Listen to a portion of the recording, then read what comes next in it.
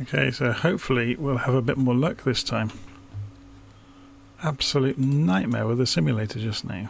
So, the weather's still just as bad as it was, which is encouraging. Beacon lights on, nav lights on, fuel boost norm. Make sure the levers are working this time. Yes, they are.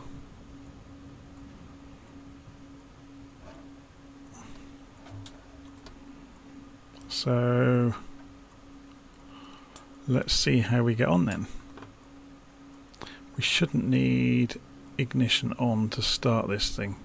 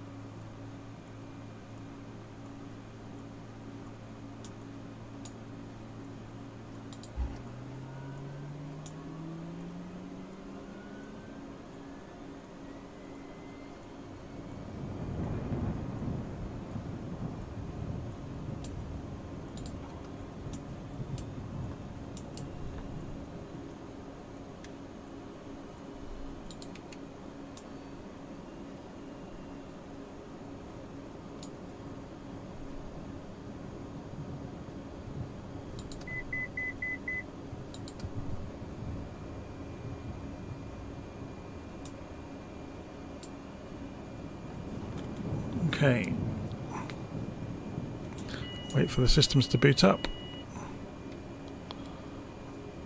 Start out with an aeroplane that's 100%, which would be quite useful. Turn the transponder on.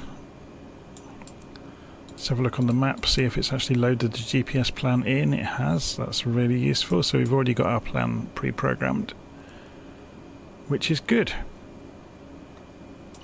Having said that, I don't know if I really want the GTN. I quite like the 530. It has some things that the GTN can't do, although I suppose we can play games with having the other one down here, which isn't so bad.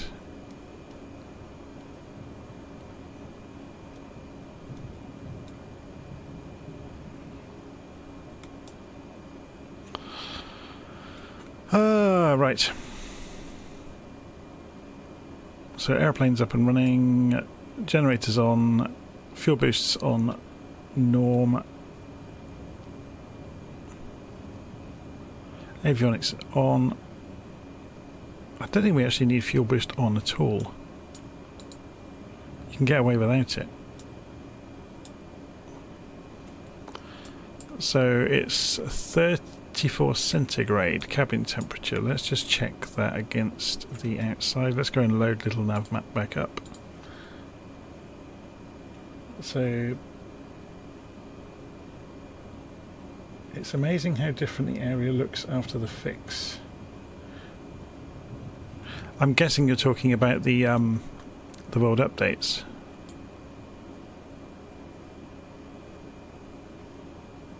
So there is no wind, so we don't need to worry about wind. Lights. So we're just going to turn it. I know we're doing this out of order. We're just going to go and turn everything on now while we have the opportunity. So yeah, I was thinking about temperature, wasn't I? It's really hot in the cabin. Probably cool down a bit once we're in the air, I would imagine. It's absolutely roasting on the ground down here. So I guess it doesn't really matter which way we take off. If we taxi down right and turn around at the end and take off runway 25.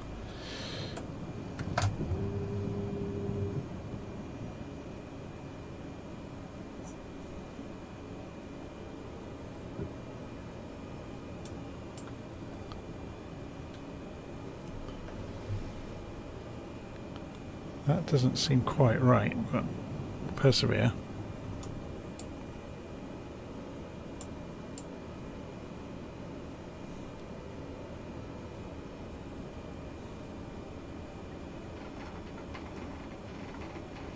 Shall we put FS Realistic on as well, just to make it a bit more active to watch, and minimise it, and we'll get some thumping and jumping around in the cockpit, won't we?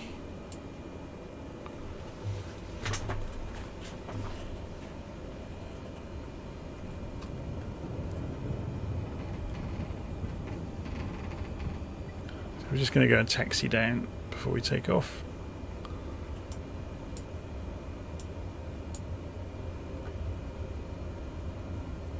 So yeah, this evening we're starting out from where we've ended up with, where we ended up, sorry, last night at Anderson in Washington State, and we're going to go airport hopping basically over towards the top of Oregon. So I'll show you the route in a moment on little nav map in a bit more detail. Going to head through the mountains just to keep it interesting and do, yeah, some interesting approaches hopefully. Oh, there's lightning.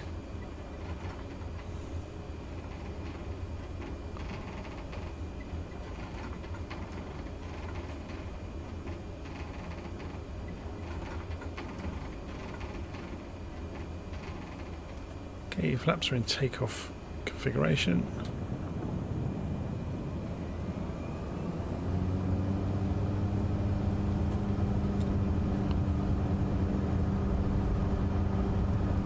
Knots, 80 knots, gently rotate, and we're up.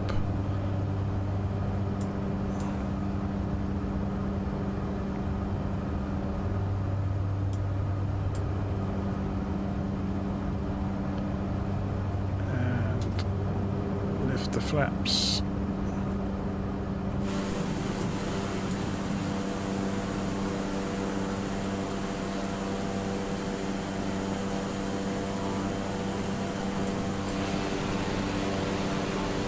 A bit clearer than it was yesterday when we flew in, although over that way it doesn't look great, but unfortunately I think we're going that way. Well, not directly that way, but okay, so we'll do a tour of the airfield before we set off, but we want to go 195 degrees eventually.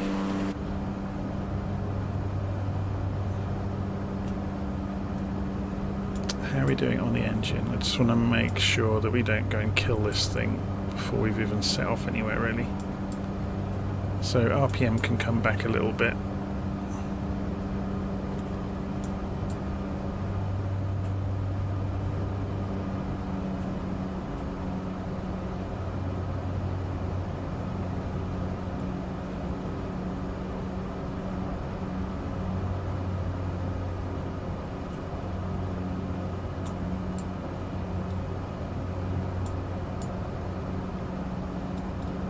Okay, so there's Anderson that we flew into last night.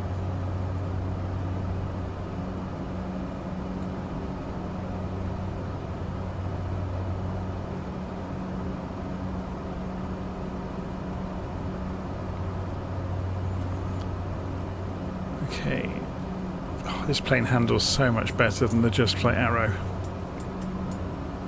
It's not even funny.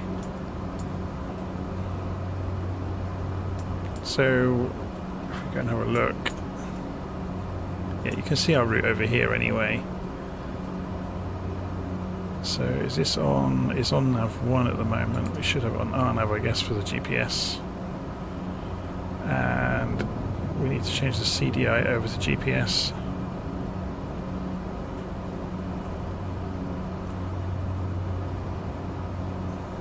See, this is where I don't like the GTN, so let's go and switch this over.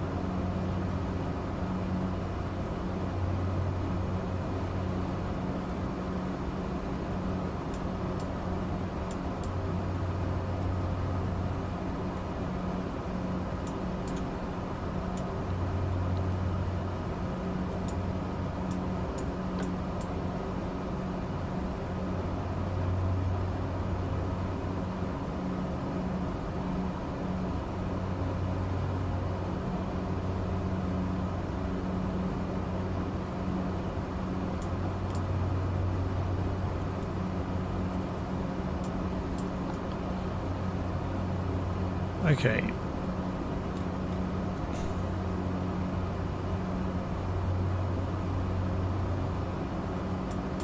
I've got half a mind to follow the river a little way first. So if we go and have a look at the map, if we come out this way, it just makes it a bit more interesting, and we follow the river down to Riverview Air Park.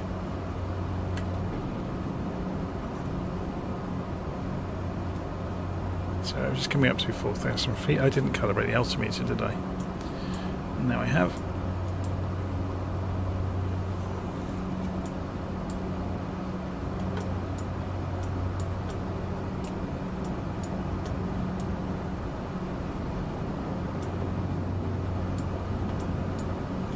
I hope this weather doesn't come after us.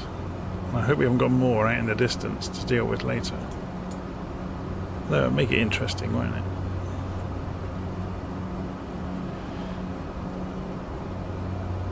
So, Saren's saying, John, you never fly in the Pacific Northwest. Yeah, I do, I just haven't done it on the videos for a while.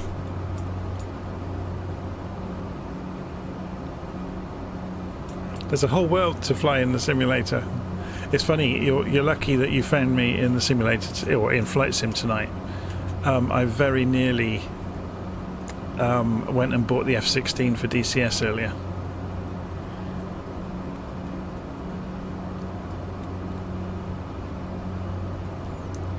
I've had it on free trial before, but I've never actually bought it.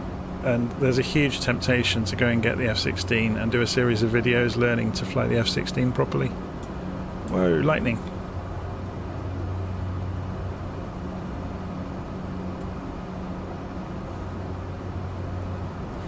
That looks like some pretty heavy rain out there, doesn't it?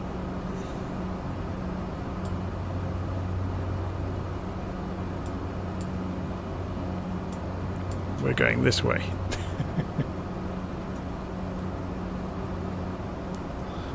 Oh, okay, so we are flying towards the sunshine, according to Adam. He's down in Portland. He says it's nice and sunny, so we're leaving. The storms are obviously only in Washington State.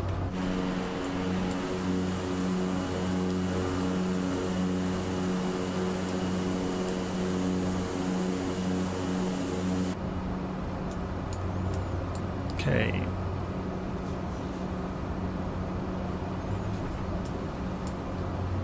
So we're going pretty quickly. I'm just going to wind the RPM and the power back a little bit. Let's see how we're doing on this. So we're in the green, we're in the green, we're good. We're in the green, we're in the green. And the temperature has come down in the cabin. Obviously now we've got some airflow going on. There's no warnings. I guess we could go for autopilot and put it on heading mode, couldn't we? So we don't have to concentrate so much. So let's wind the heading round to the direction we're going.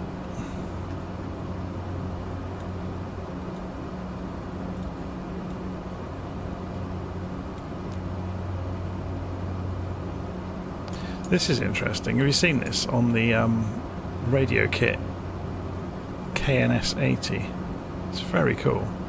Just distance measuring and ADF kit from the ADF's at the top right, but it's very cool. It's very clever.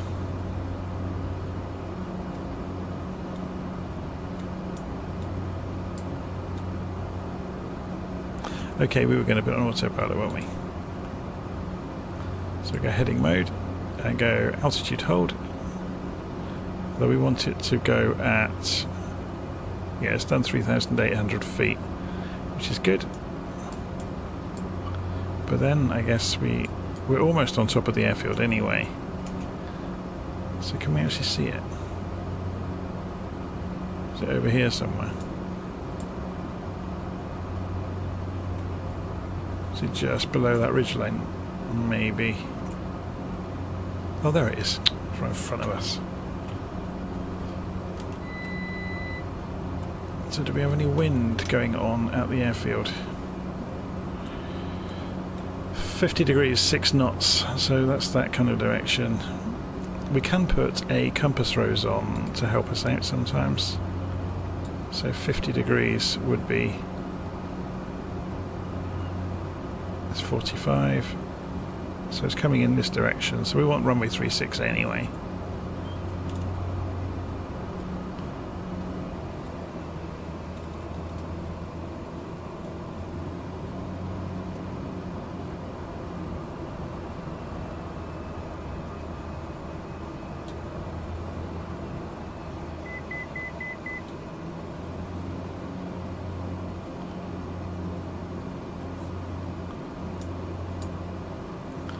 We're going to turn around in a moment.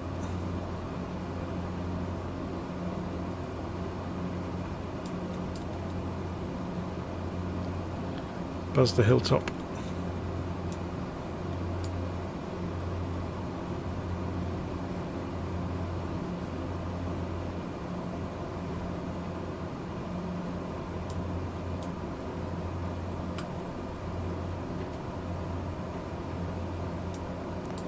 That's the airfield we're going to.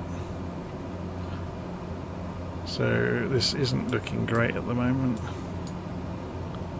So we're going to take the opportunity to double back on ourselves. This is the airfield on the opposite side of the river, which we won't be visiting.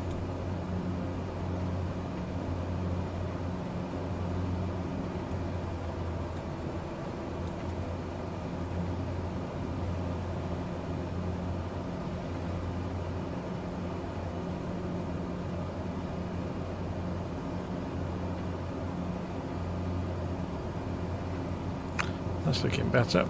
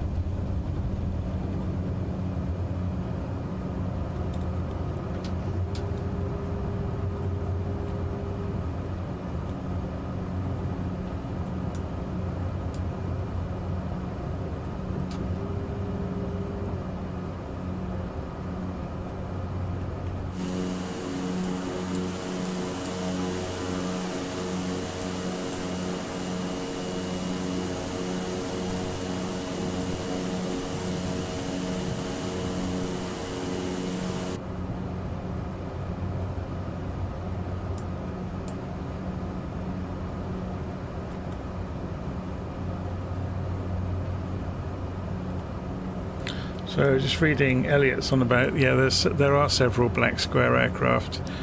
I would argue the C208, the Grand Caravan, is probably the easiest.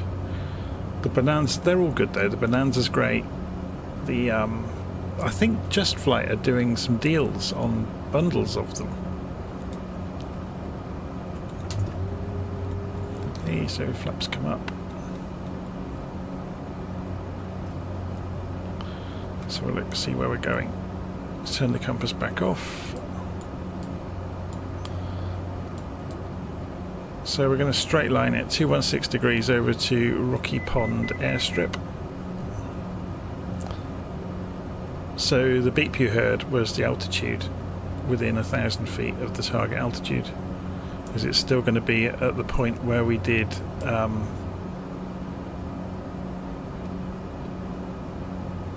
altitude hold earlier. So we want to go straight through these hills really. Let's sit up so we can see.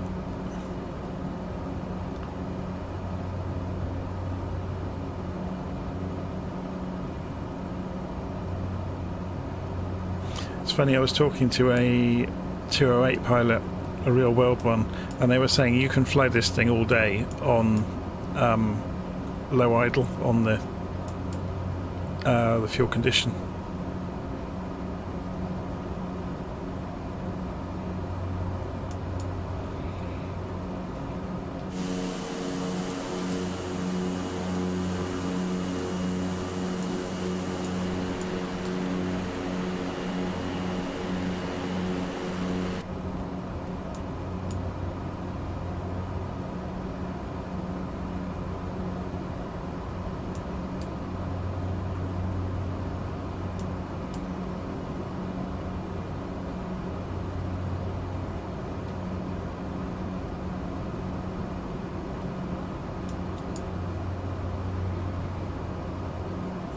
Okay, so we're just about to fly over Chelan.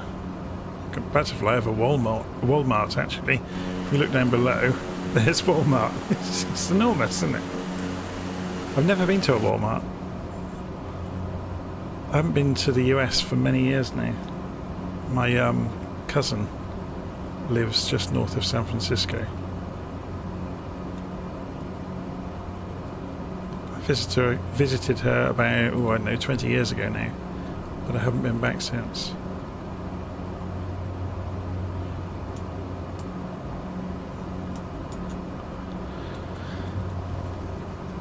If you're wondering why there's no music tonight, I have a funny story about that. Anybody that was watching last night, we had music on throughout the flight, so it was about 2 hours for the flight. When I woke up this morning, I had 11 content strikes, or not copyright strikes, just content strikes from Merlin Revelator, are they called? It's when you do some digging on Merlin. They are connected in the dim and distant past, funded, you might say, by Time Warner and BMG. So they are effectively the music industry equivalent of a patent troll. So yeah, for the couple of hours I flew with the copyright-free music from Lo-Fi Girl from YouTube, they sent me 11 copyright claims.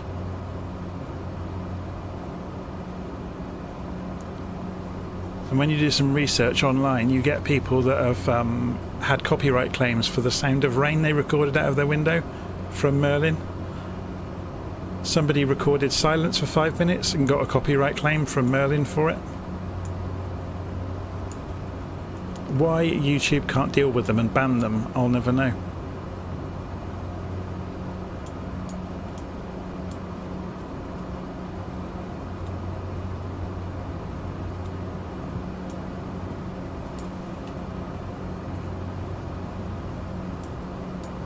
These hills are amazing, aren't they? What is the English equivalent of Walmart? Probably any of the big supermarkets. So Tesco, Asda, Sainsbury. Each of them have superstores. There's various superstores around the country that, you know, sell way more than just groceries. They have, you know, clothing and appliances and white goods and all that kind of stuff.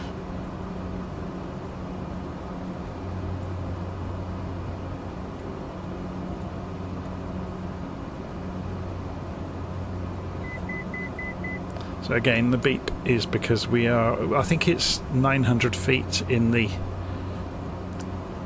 black square aircraft when you're within 900 feet of your target altitude. Well, maybe that was, no, we weren't, because that was 4,000. We were just coming through and it said 4,000. How strange. Maybe it was as we came through it. How are we doing on the route? Oh, we've overshot the airfield while I was busy yapping. So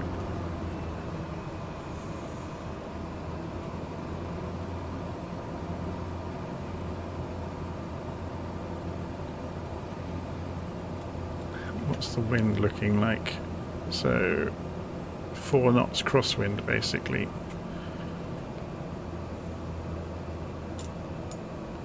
Are we losing some of this airspeed? Yes, we are. Flaps down. There's the airstrip. At least we get a nice picturesque approach.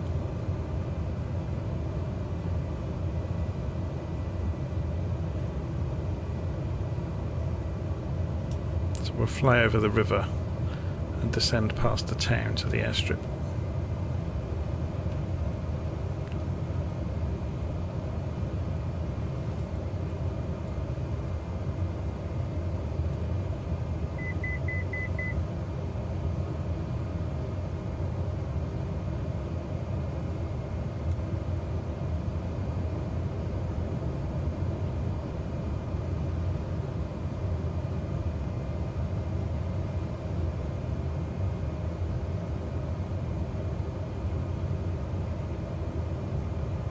So the airfield we're coming into is Rocky Pond Airstrip. 13 Whiskey Alpha. It's the ICAO code.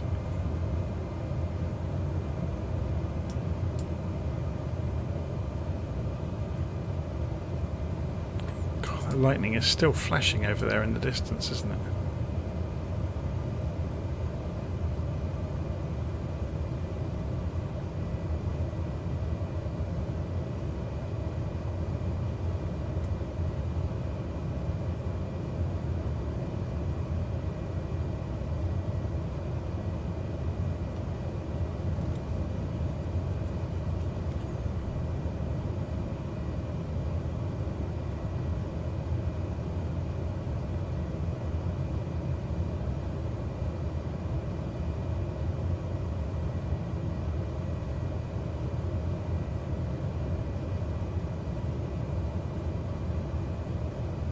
We can force this to slow down a bit more.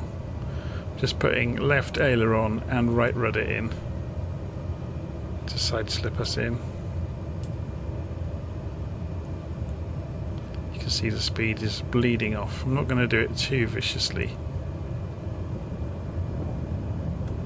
And remove the side slip.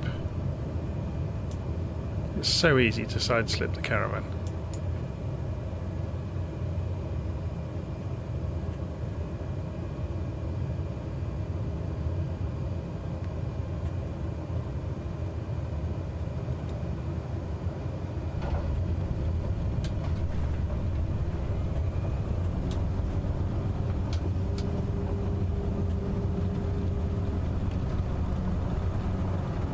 Take off.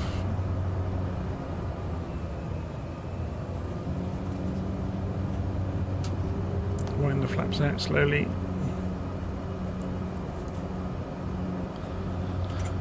So we can continue our right turn actually.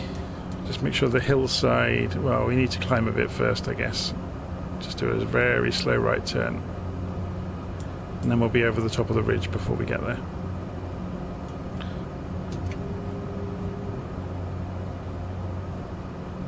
Famous last words, of course.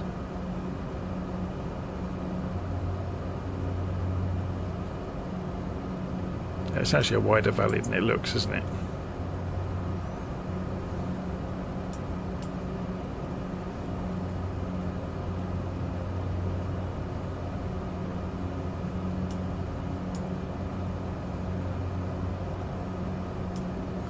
Okay.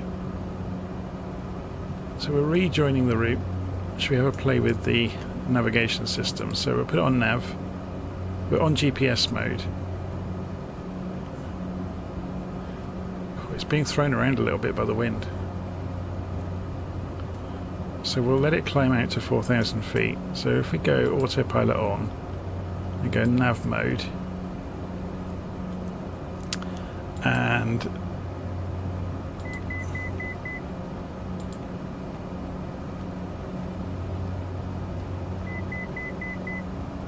it's just straightening up for the route, so we probably need to get to that 4,000 feet sooner rather than later.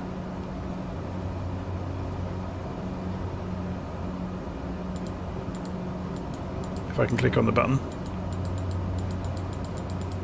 So we'll let it climb at 1,000 feet a minute, which you can see is done immediately on the the vertical speed here, and that will be good to clear this ridge and the turbulence we're experiencing.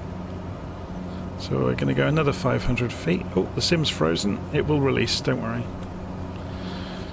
It's a problem with this machine. I have no idea what causes it. I've looked into it endlessly. Let's give it a second. There it goes.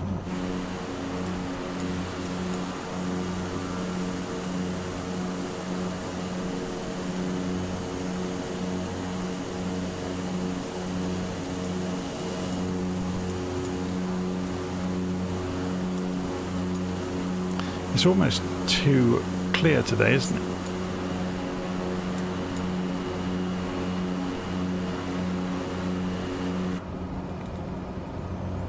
So we're wanting to go all the way down to Pangborn.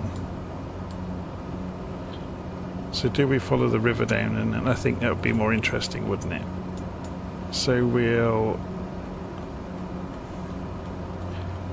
take this out to 210 degrees and go heading mode.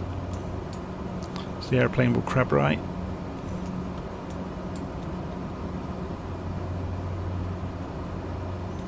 And we'll head down here.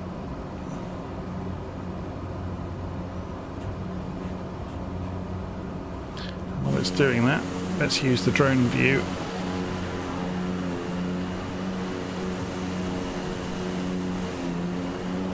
Better.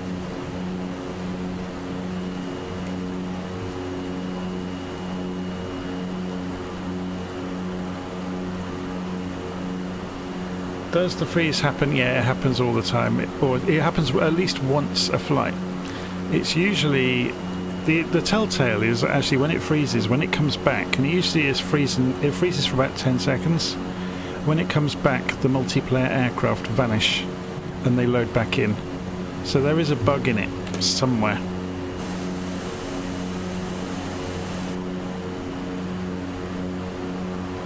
Not sure what causes it. So let's just go and change our track slightly.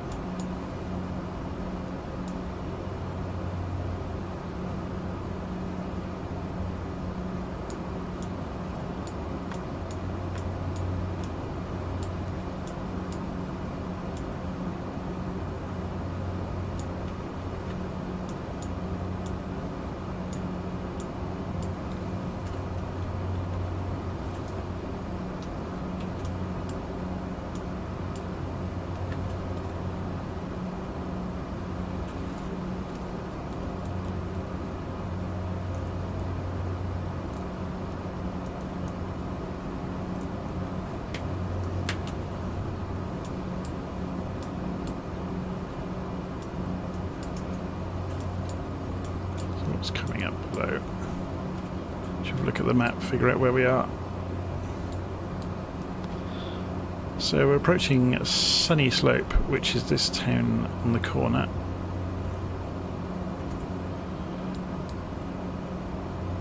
Then Wenatchee, South Wenatchee, and Pangborn Memorial Airfield.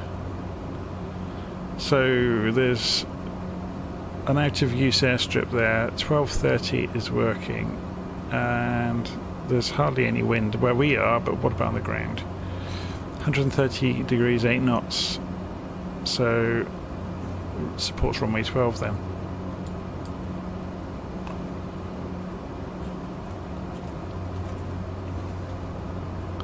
There's some pretty spectacular lightning out there, isn't there? And some rain clouds in the distance. So we are going to be flying through some weather on the way, because we're going to be turning right out over the hills, and I imagine that's that way, isn't it? Pretty much directly where we're going. If you project that line and turn right a bit, we're actually going to go that way, aren't we? into the weather.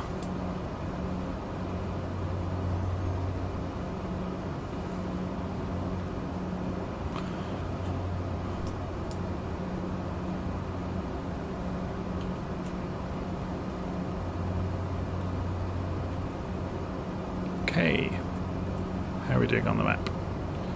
So we're going to follow this down to the bend, and before we get to the bend, actually, when we get to Sunny Slope, we can turn straight in 120 degrees. We should see it in the distance. Wondering if we can see it already. Is that it over there?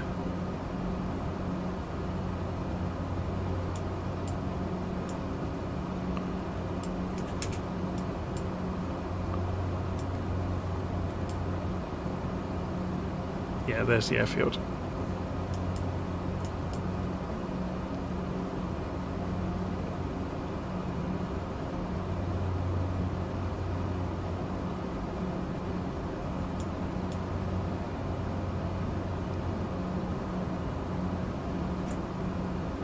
You can have a play with ILS if you want. 10935, 120 degrees. So let's pull this in a bit more. 10935. So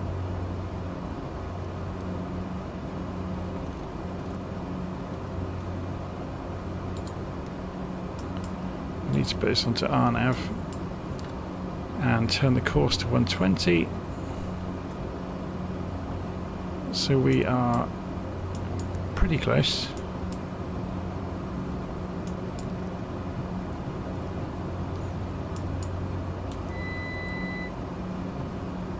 We must be above the glide slope, I imagine.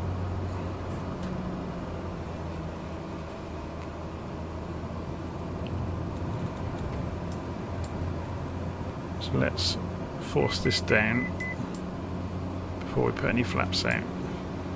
Whoa, that lightning just came across this field here. And have we got a glide slope? Or does it not have a glide slope? Maybe it doesn't. You'd have expected to see the glide slope here by now. Ah, it helps if you turn the radio on.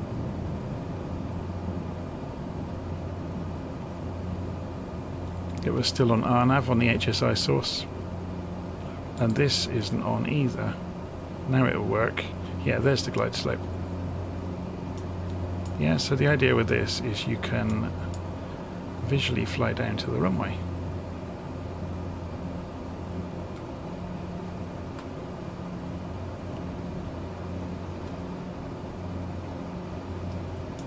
But we're not going to because we're already nearly on the floor.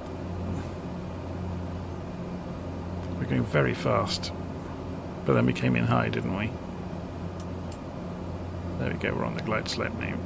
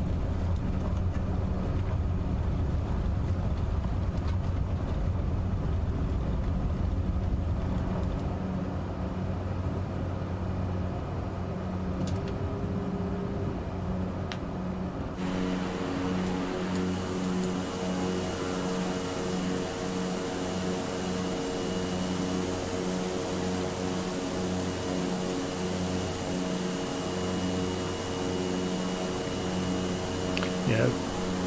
So there's a guy there saying I was experiencing stutters. These aren't stutters, this is the entire sim freezing for 10 seconds. I can try what you're saying there, dynamic cache. Should we try it while we're doing this? So press escape, go to general options.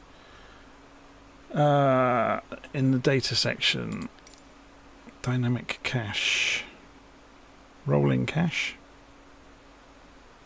Yeah, I don't have any caching switched on because I've got fibre, so that's not the issue. Yeah, I can understand why that would cause stuttering.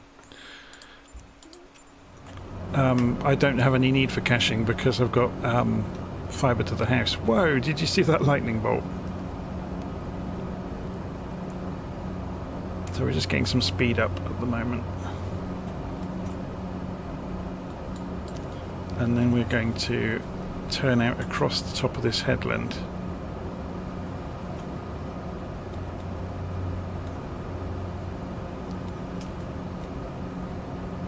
For the next leg. Interestingly, it's not drawn on here. Oh, it is. It's just not drawn very well.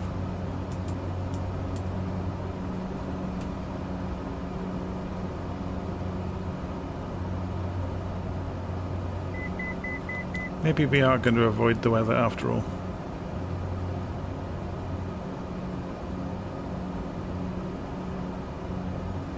So, autopilot on, nav mode on. We want RNAV mode, we want GPS, and let it intercept. Altitude, we'll go for 5,000 feet.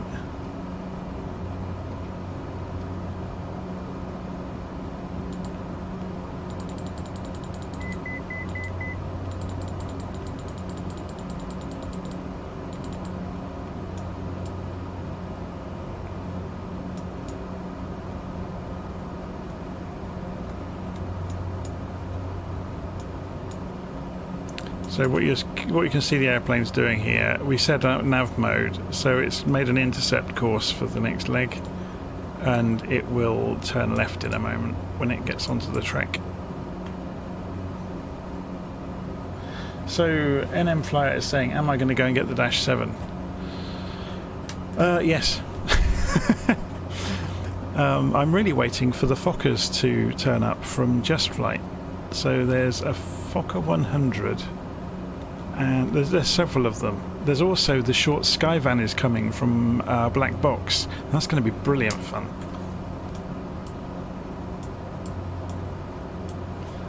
Just trying to think what else is coming. There's so many aeroplanes that are coming out soon.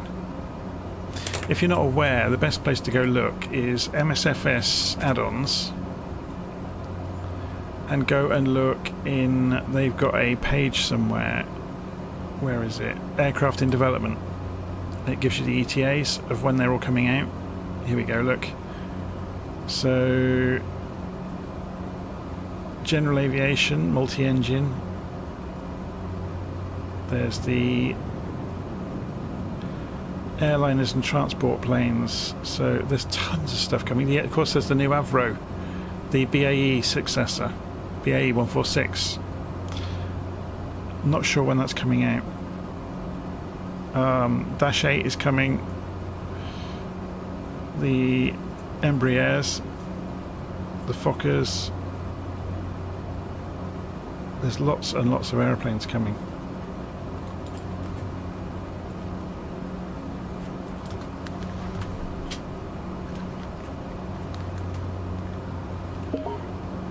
Okay, so we probably need another 1,000 feet or a couple of 1,000 feet, don't we?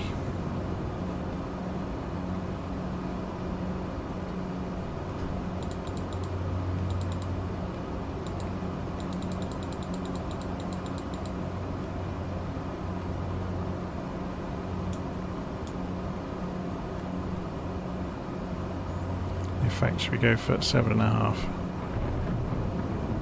Ooh, good thunder sounds.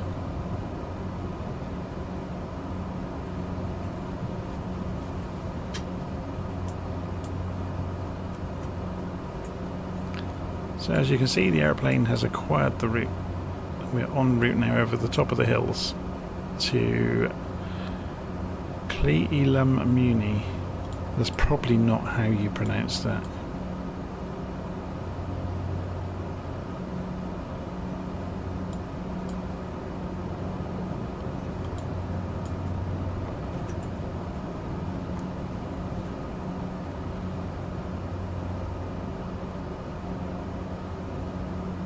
CLM.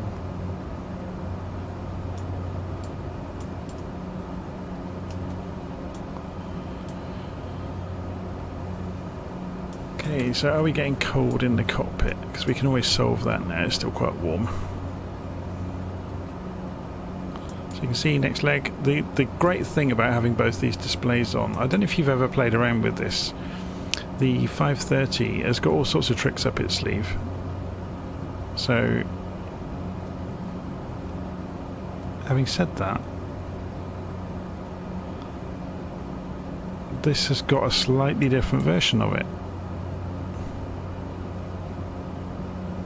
I guess because because it has both, some of the nav screens are swapped off. There's one of the page groups is missing there.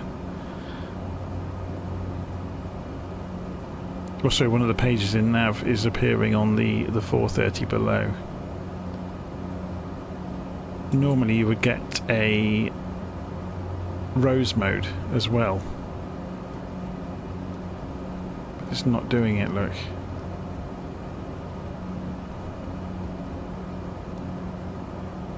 Interesting.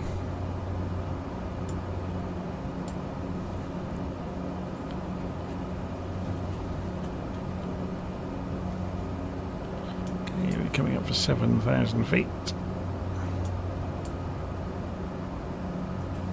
Let's have a look around some of this weather.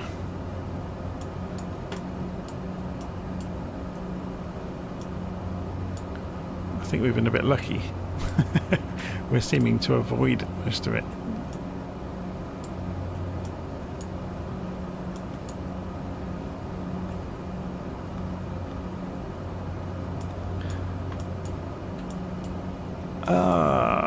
Can we get...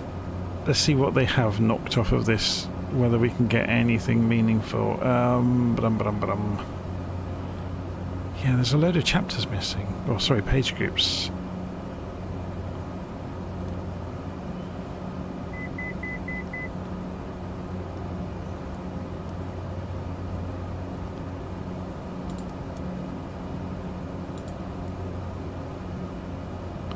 Oh, that's a shame.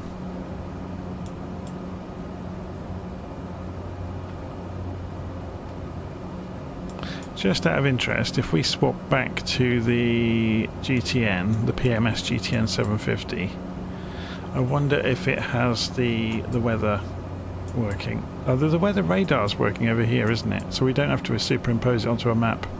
I've forgotten that completely. So this is actually working.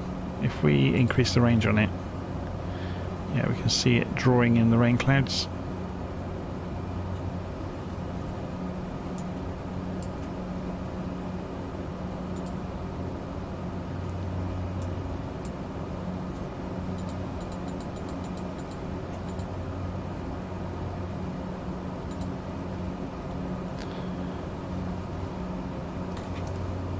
Clay LM. Okay. So what is the altitude of Clay LM? It's field elevation. Is it not going to tell me on the overview page? That's a shame. Oh, that's the weather page. That'll be why. Elevation, 2,000 feet basically. So we've got several thousand feet to lose en route, which we are going to start doing.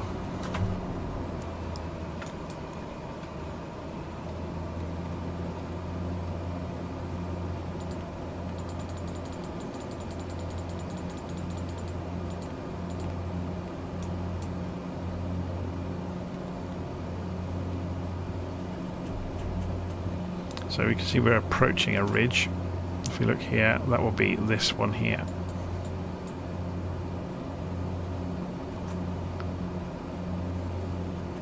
So we'll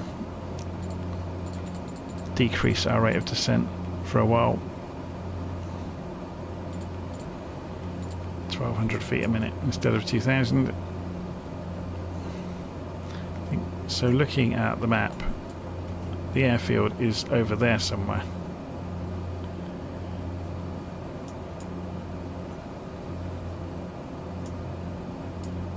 What's the wind doing on the ground over here? It is 110 degrees, 14 knots, so it's coming in from this direction. It's really strong actually, so we'll be coming in runway 07. So we're going to have a crosswind.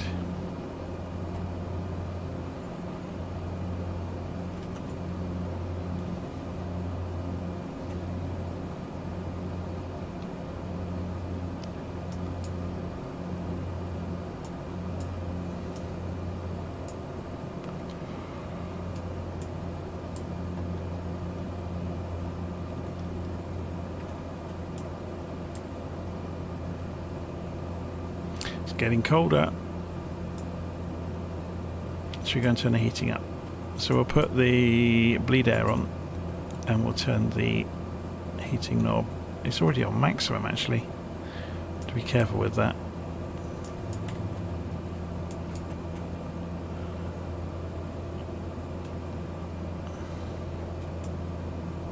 But you can see the heat is coming up immediately in the cabin.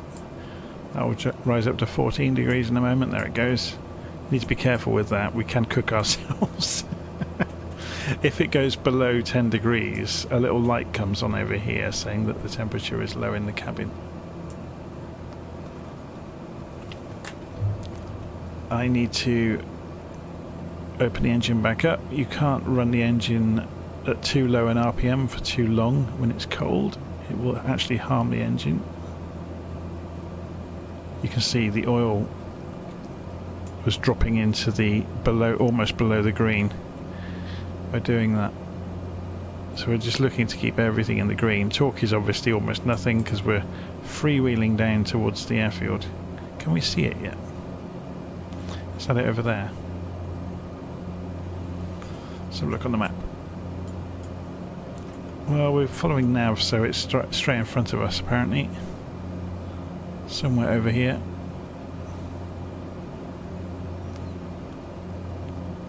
So down to 4,500 feet and descending. We've aimed for 3.5, which gives us a couple of thousand feet over the, or 1,500 feet over the airfield elevation.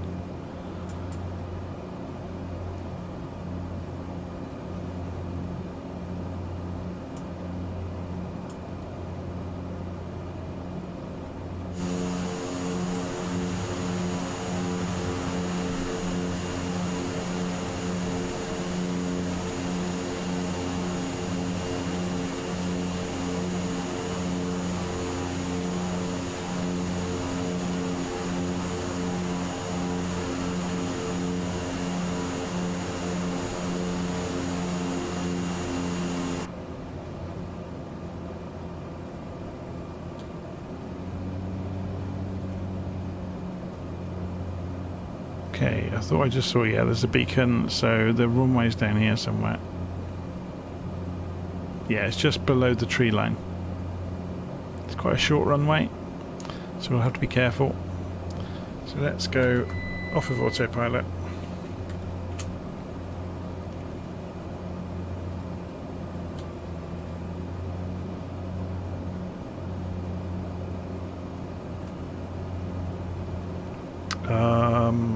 I'm going to do right circuit, also a right pattern to come in, because left, we're at altitude, we've got further to drop.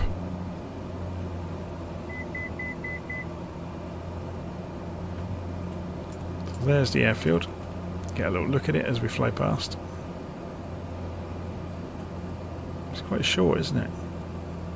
Thankfully, we are in a short takeoff landing aircraft.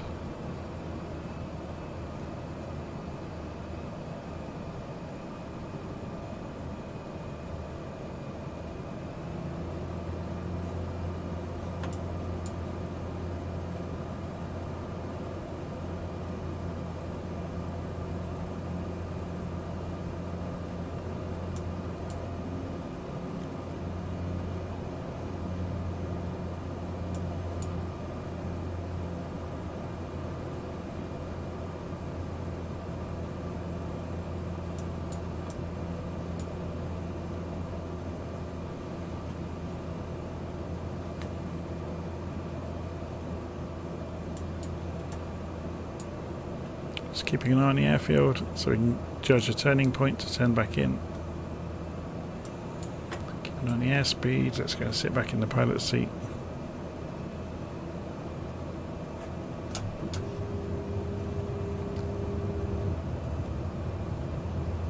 So flaps are at 50% throw, and we'll turn it in.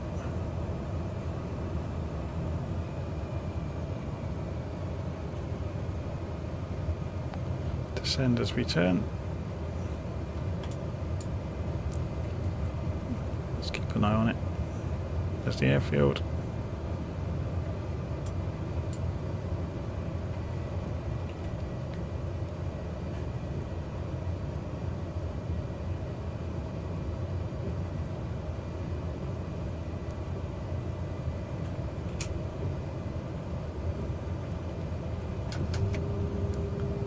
Full flaps, and you can see the nose kick up there with the extra lift.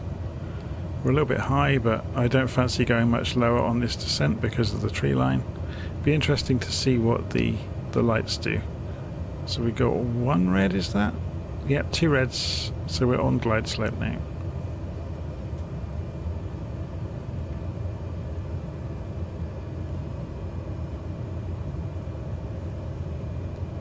Three reds, we're too low. I don't always trust the lights in Flight Simulator anyway. I think it's known that they're not configured correctly.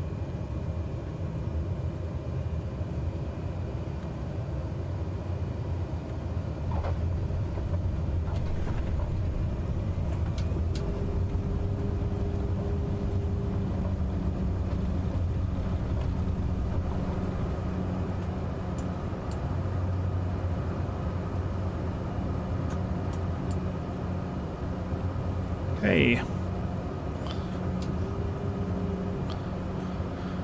hold the flaps on for the moment, do a big sweeping turn, and we'll continue on our way.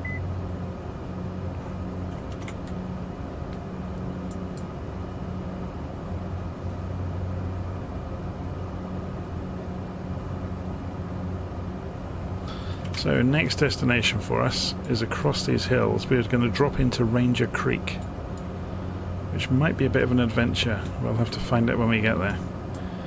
It's in the middle of a valley. So to get there, we'll stick the aeroplane on autopilot for the moment. So autopilot on, nav mode, and change the CDI mode here to GPS, which is on now. Go to nav mode. We're going to need some major height. So we'll go for 7,500. And we'll climb at 1,500 feet a minute. We'll leave the... Yeah, the airplane's going to turn left again in a moment. We've got a while to cross the ridge. Just keep half an eye on the airspeed. I'm keeping flaps on a low amount just to help us climb. But we could probably do with airspeed. So removing flaps now. You can see the aeroplane is very gently accelerating, or it was.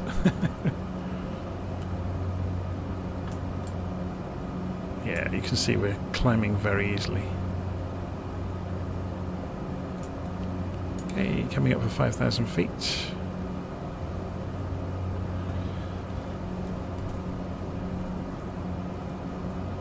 Okay, so Elliot is saying the PAPI lights work well, but they are almost always positioned incorrectly at default or non-deluxe airports. Yeah, it's really odd, isn't it? Because you should be 50 feet altitude over the piano keys and then on target to hit your tyres on the landing markers, but they very rarely line up for that. I wonder if they'll do an update at some point.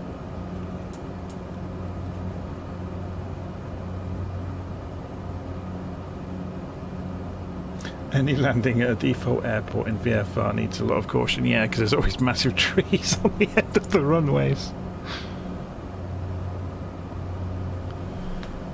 To be honest, if you're visual, you just can fly it in visually anyway. You don't really need the lights. It's just nice to have some reference to know if you're drifting high or low, isn't it, on a longer approach with maybe a bigger plane.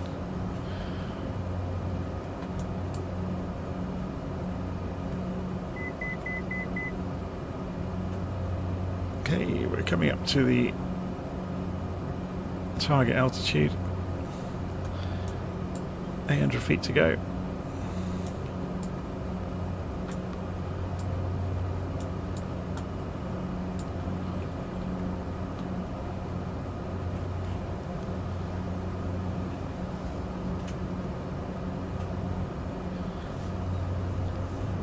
So the town over there is getting dumped on with rain. I think we may be getting some in a minute. Oh, we're going to fly straight through that cloud by the look of it. Well, unless it blows along the valley before we get there. So we're just coming up to 7,500 feet. Right, let's have a look at the gauges. If we go and push on with the RPM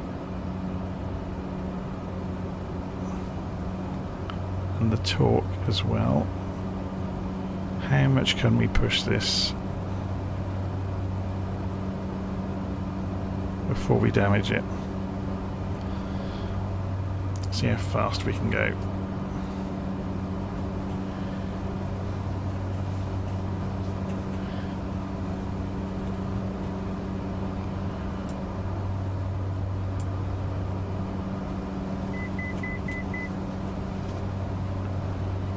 It's coming up for 8,000 feet. Did I not capture the altitude? I didn't, did I? I didn't arm it. Oh, that was clever of me, wasn't it? So if we do this and say come down at 500 feet.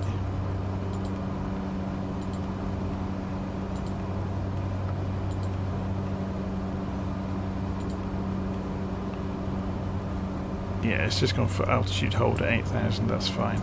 That was an easier solution than getting it to descend back down.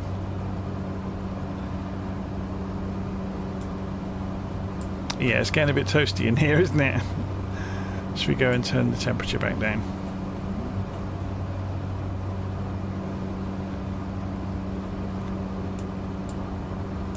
See how quickly that drops. We might need to turn the air bleed off. No, it's dropping. I guess we could help it by, I don't know if it'll help us much or not. 33.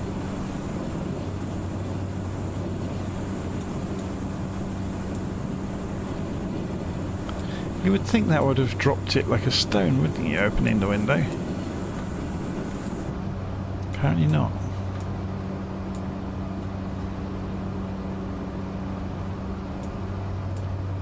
Right, here comes the weather.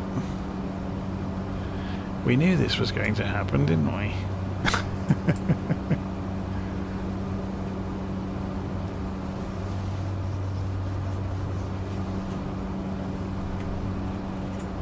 I just want to have a double check of something. So if we fly this at 7,500 feet, we'll just clear the track. Yeah, we're going to clear the hilltops, we're fine. It's just because we're coming into low visibility, I just didn't want to go and slam the aeroplane into a hillside by accident.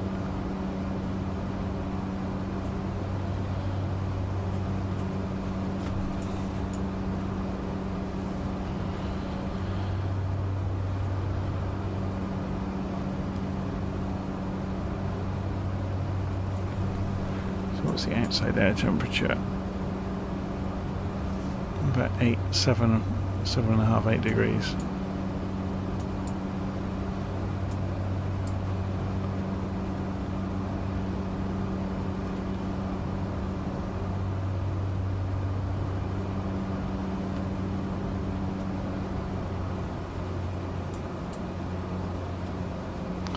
Okay, so we managed to studiously just avoid the rain again.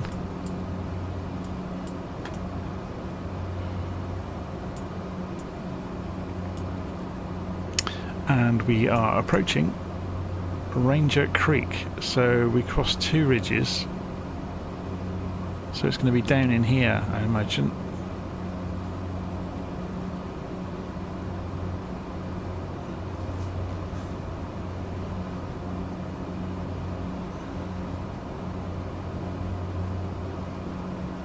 Let's have a look on little nav map, see if it's got a better view. It's difficult to tell, isn't it?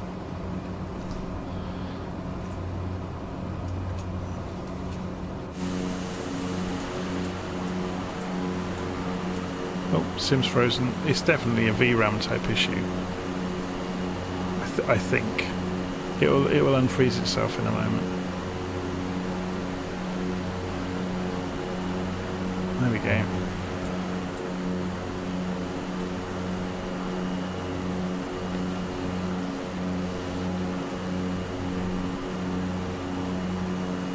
So here comes the water. You can see on the map that's here, so it's a bit further on then. So it's over the top of this ridge, down in the next valley, is where we're aiming for.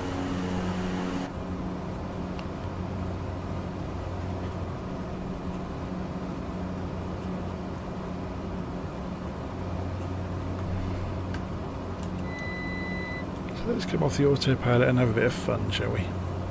Actually, how many waypoints have we got after this? We must be getting fairly close to the coast. A few. So we're about halfway from where we set out.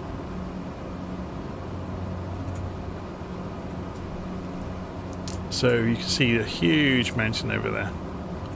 And that obviously is Mount Rainier.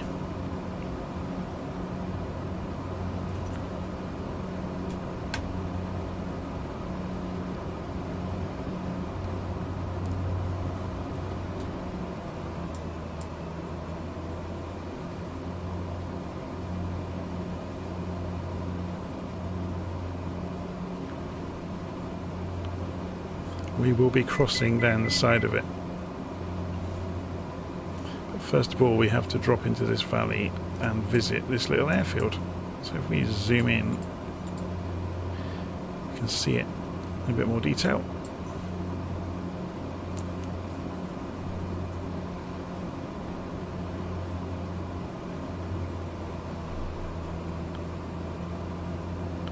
So off the power, coast down into the valley.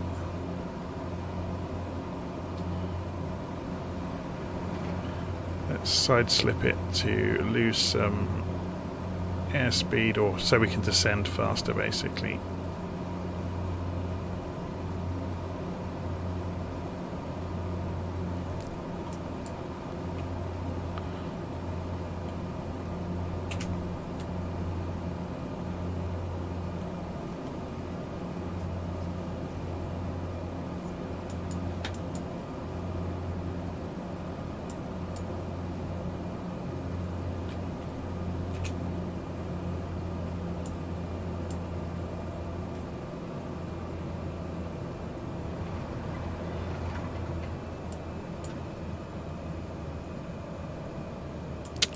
There's the airstrip.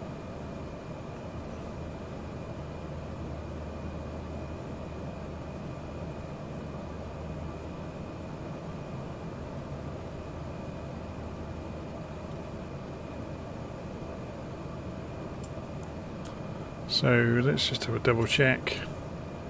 There's no wind down here, it's sheltered. So we're just going to go over this flat area to descend and then loop in and land.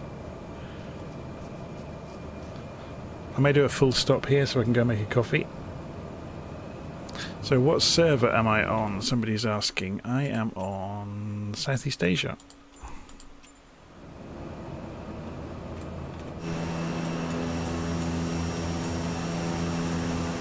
It's quite a long airfield, isn't it?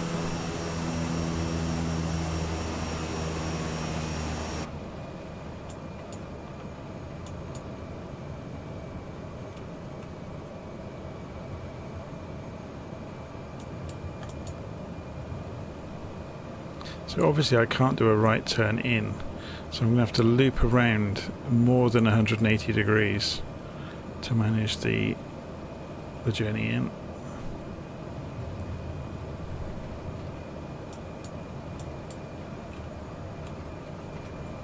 So if we can just see out around this corner, it will help us.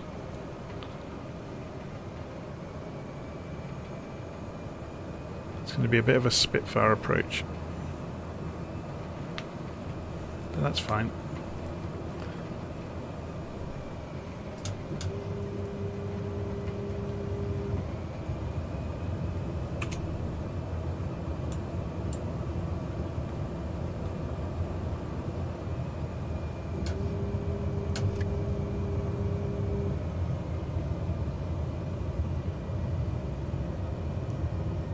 What a cool approach.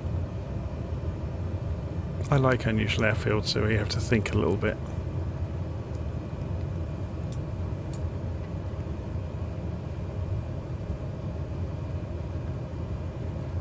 Look at the tree.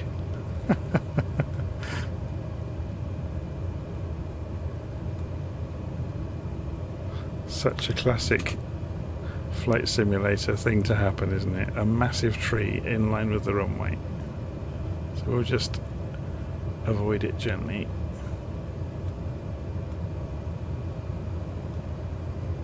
It's quite a narrow runway.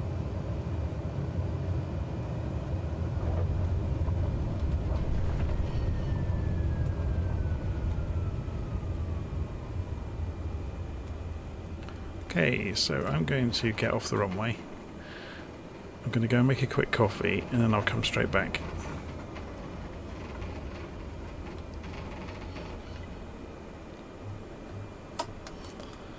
I'll leave the engine running. We'll put the flaps back to takeoff position now. Okay, I'll be back in a couple of minutes. So feel free to spawn in. I'm at Ranger Creek, 21 Whiskey in the simulator. Back in 5 minutes.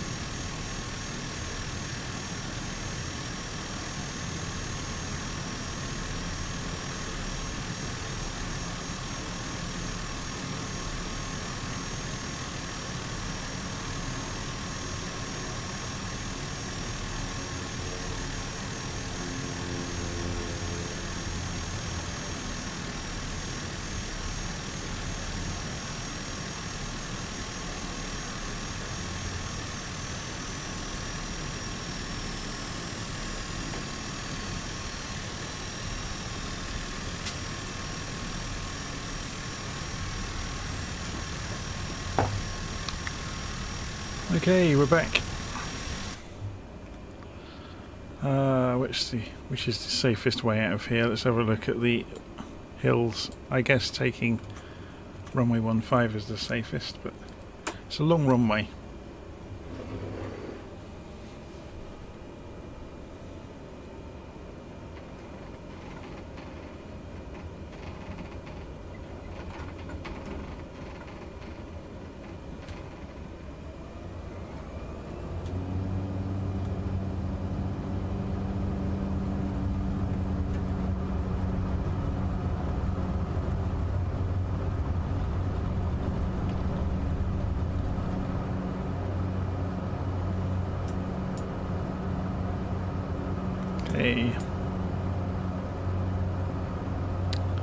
But then we want to turn right, and there's a mountainside in the way, so we're going to fly the valley for a little while first.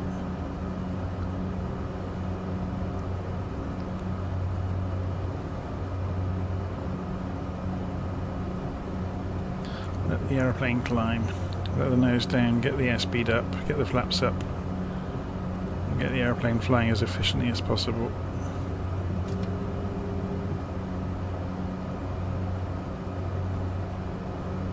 Push the RPM on. Don't want to overstress it, but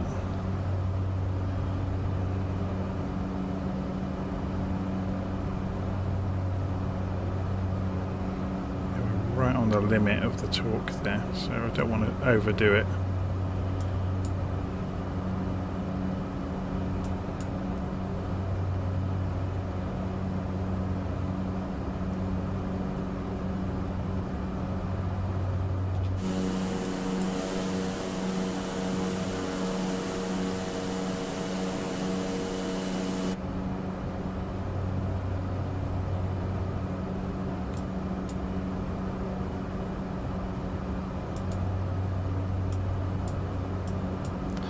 So we can see Mount Rainier over there.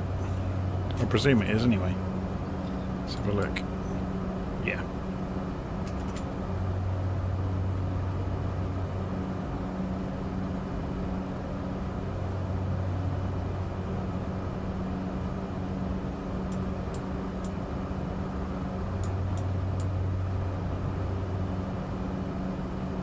So what's the mountain over in the distance then?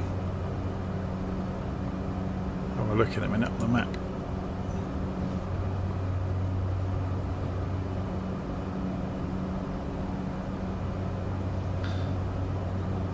Wheel Eddie, I really like watching your channel. You really help me learning how to fly. Well, I'm really learning myself. I'm just taking people on the journey with me. I've often said this on the channel. The only difference is I may be a couple of pages ahead of you.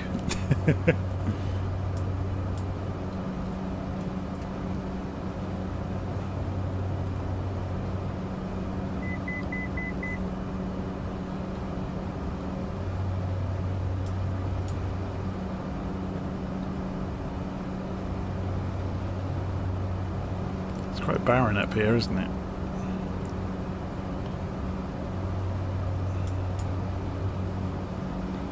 So we'll just gently turn back in towards the direction we should be going. So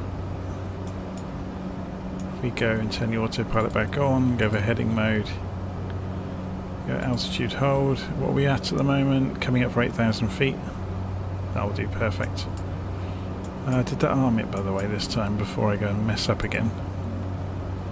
Won't arm it, will it?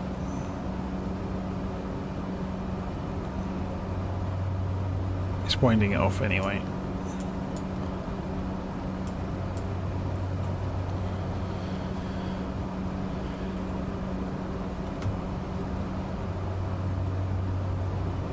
We're on Southeast Asia.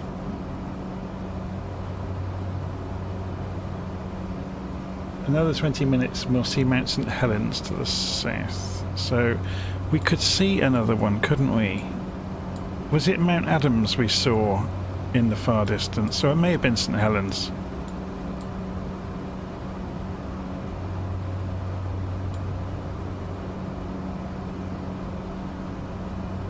There's also Mount Hood, isn't there? But that's a lot further away.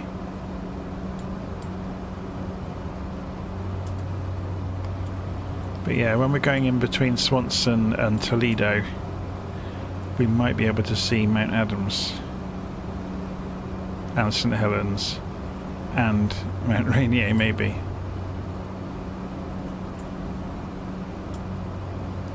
Let's just keep an eye on this. We're getting a bit close to this ground.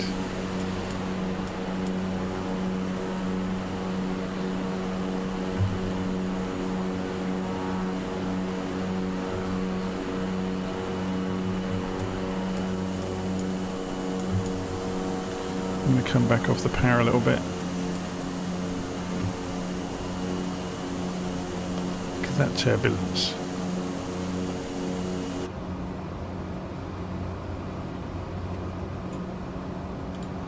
So at the moment we could follow out of one of these. No, it's just straight line. It's much more fun. So John is saying, you seem to know the ins and outs of lots of different aircraft. Maybe you should do a video on your process for learning a new plane. It's just called hard work, I'm afraid. I usually go through the checklists. I try and get hold of an operational flight plan if I can. If it's got documentation with it, I just follow the documentation. But I've come to learn that the checklists in the simulator are usually terrible, but the black square ones are good. But lots of other airplanes are quite poor. But I'm thankful that I actually, through doing this for so long now, I actually have come to know several real-world pilots, and that's been absolutely invaluable. So they'll give me feedback and say, well, actually, yeah, what you've done there, although it works, it's not right. One of the funniest was a DC-3 pilot that commented on the, not long after the DC-3 came out, and he said, oh, if you follow the checklist they've given you, you're going to set fire to the real thing every time. He said you just wouldn't get away with it.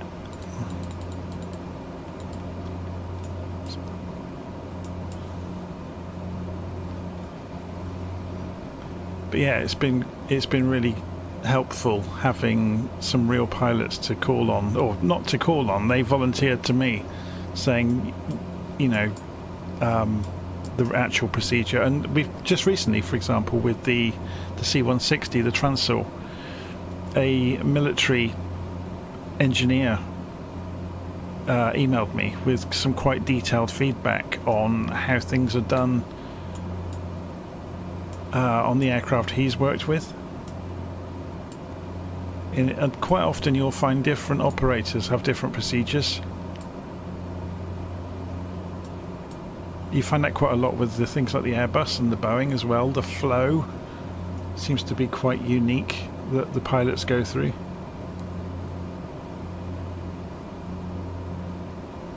But yeah, Ernie's saying read the manual. If you can get hold, if it's an accurate aeroplane, and if you can get hold of an operational, what's it called? The Pilot Operating Handbook, POH, then you're home free. The classic for that was you can see the mountain in the distance there, look. And there's the other one. So that'll be Mount Adams, did we say? And the one that's further away,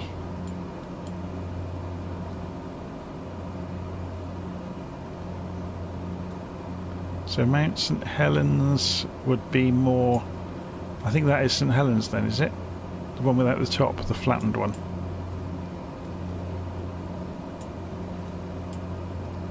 It's about the right angle off of our nose to be it, yeah.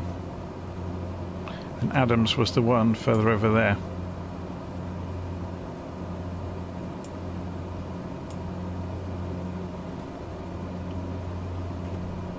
But yeah, sorry, getting back to the reading the Pilot Operating Handbook, the one I really learnt that with was the Zebo 737 in X-Plane, where it was so accurate you could use the real book for the aeroplane and everything worked.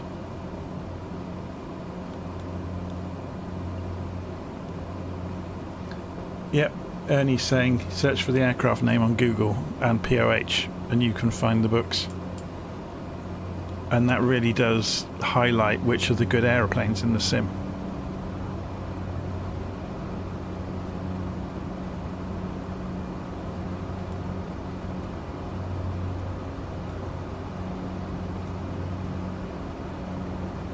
Okay, so we're just descending down.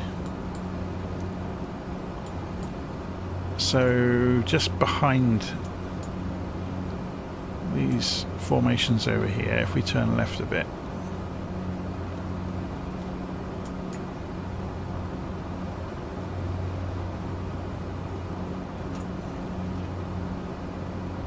got Swanson.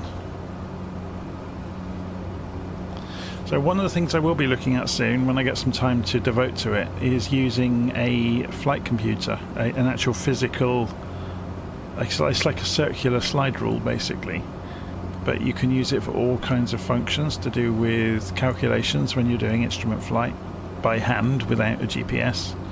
So I'll have to choose an aircraft quite carefully that doesn't let me cheat and do the workings out by hand, and I'll try and do it with the webcam pointed at the desk. So, you know, with a piece of paper and a pen and the calculator, and show the calculations I'm doing. And we'll do some exercises with using a flight calculator to do some calculations. Should be good fun. So we're going to come in over the top of Swanson.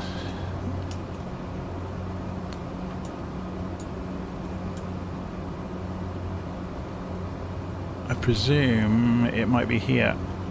We can see something that's a straight line feature behind the trees there. Yeah, I think that's it. So what I'm going to do is come off the autopilot.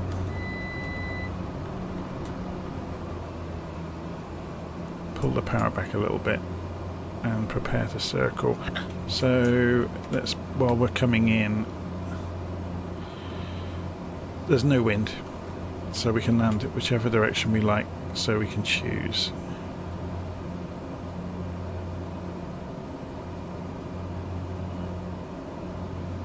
So I'd be inclined then to fly around the airfield, do a left circuit and come in the other end.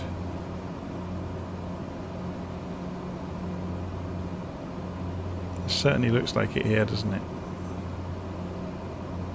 Yeah, there's the wrong way.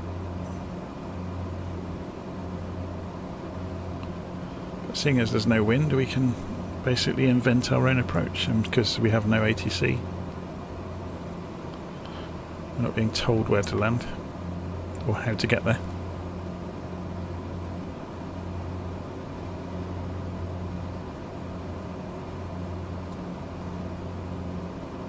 So Elliot is saying, yep, the Pooley's calculator, old school. Is it CPG1, is it called? Something like that.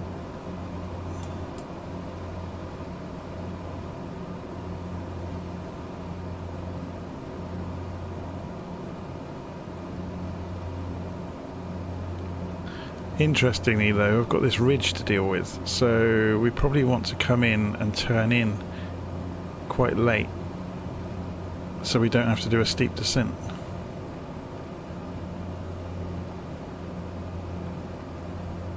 God, that turbulence is really kicking us around, even though it's supposed to be 0 knots down on the ground. It's certainly not over here. I'm being thrown all over the place.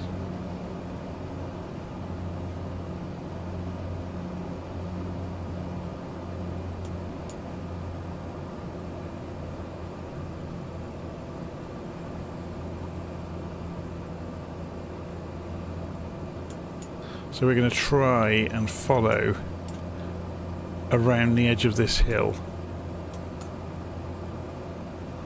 to give ourselves a nice low approach in. So we'll stay at the same altitude to keep the speed down. Now we drop the flaps, that's introducing some drag.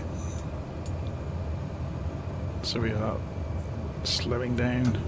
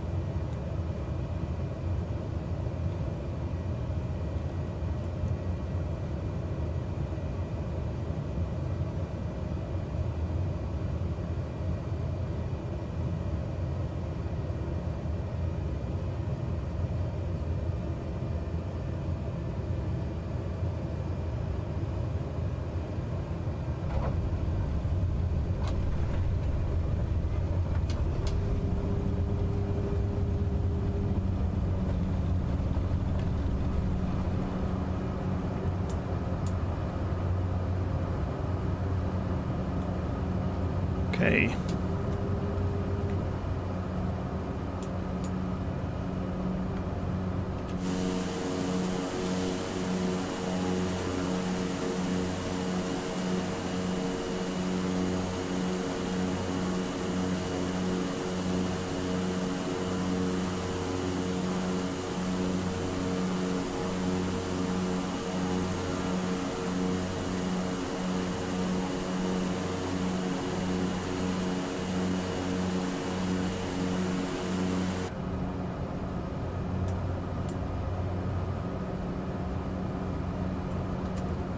Let's have a look what we're doing then. So we're going to turn around to 209 degrees or slightly more to intercept the track. So flaps can come up now. I think this is quite flat land across here, isn't it? It's like a big floodplain.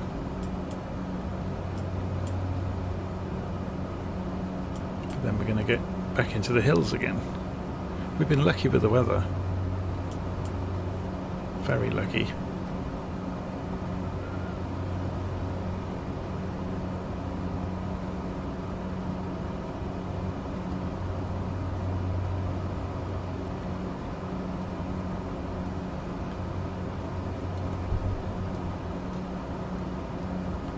Whoa, that turbulence is wicked.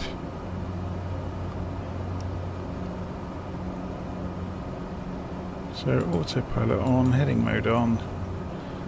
Altitude hold.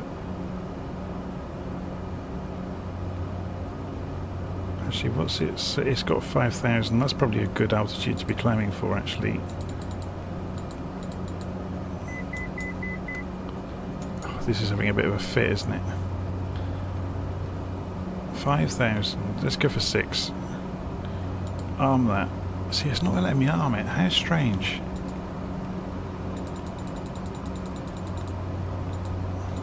Now it's done it, okay.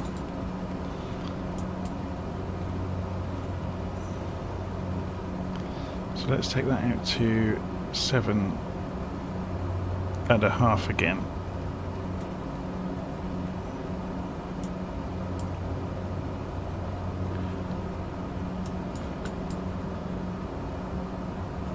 So, coming over La Grande. And then we go straight over the top of... do these hills have a name? Apparently not. If we zoom out far enough, it's just a Mount Rainier National Park, isn't it? So we're on our way to Toledo.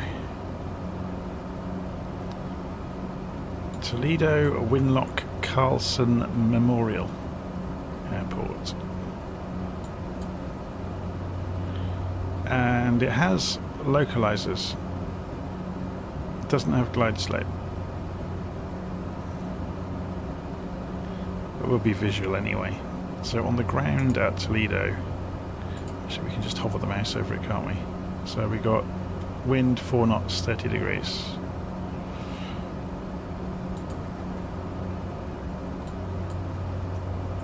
Let's see how we're doing. So you can see Mount St Helens off in the distance over there. You can see Mount Adams off in the distance over there. And you can see if we... there's Mount Rainier. Very cool.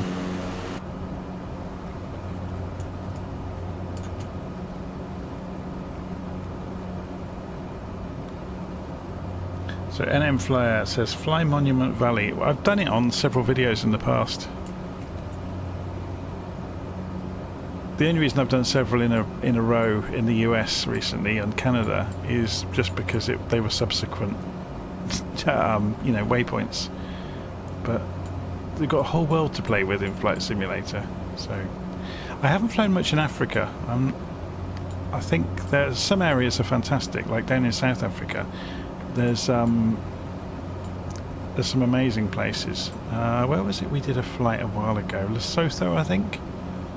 There's some amazing bits of scenery down here. This really is worth visiting.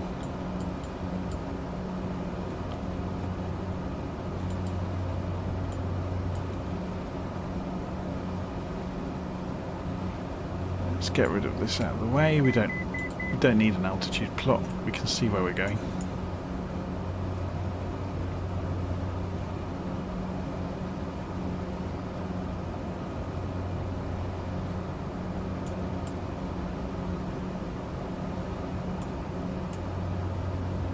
Okay, so let's start descending back down. We didn't need quite that much height.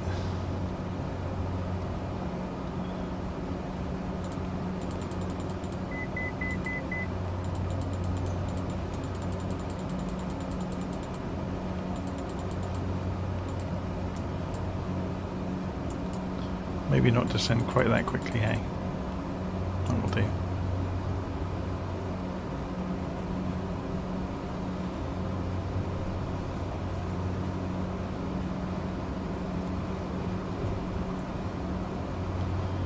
Okay, so we're on heading mode.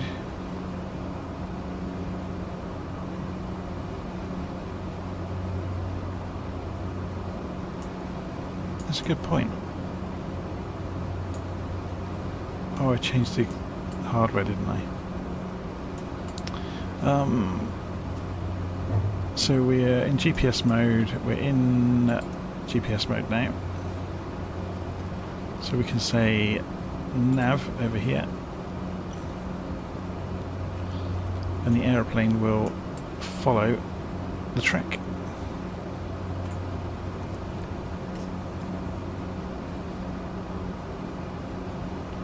So we've got about 15 miles to go to Toledo.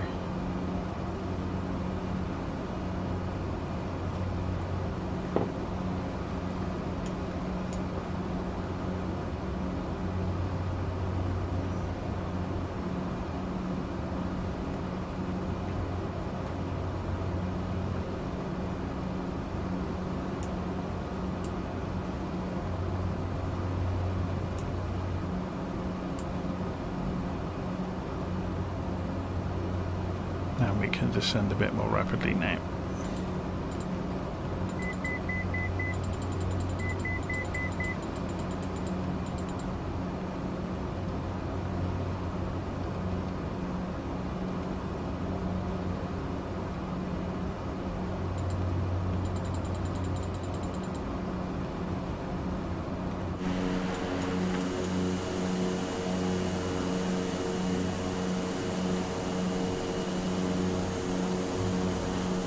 Zoom in and have a look at our fellow aviators.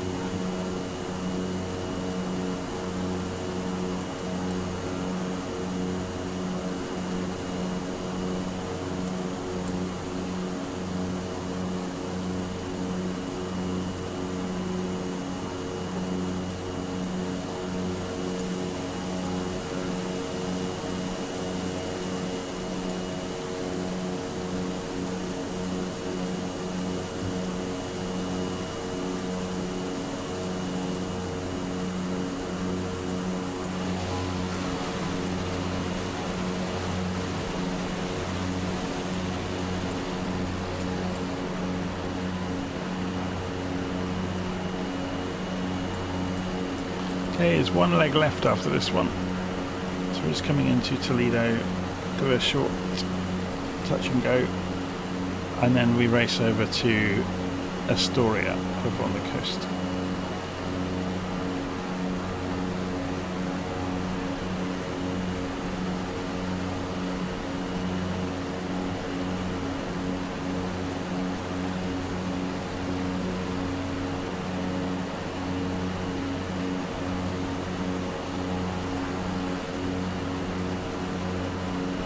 Yeah, it's a good tip. Chattanooga is saying in Africa the Western Sahara is quite interesting. I'll have to go and do some flights there. Alright, someone's coming in a warbird of some description, whistling past.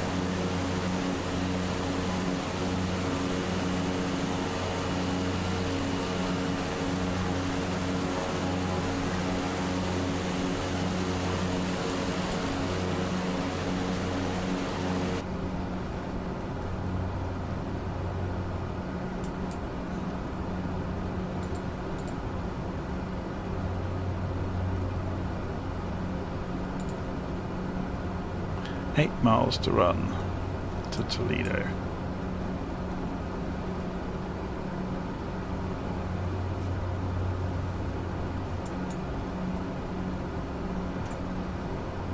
So the airfield is at 374 feet, so we can afford to descend quite a bit more.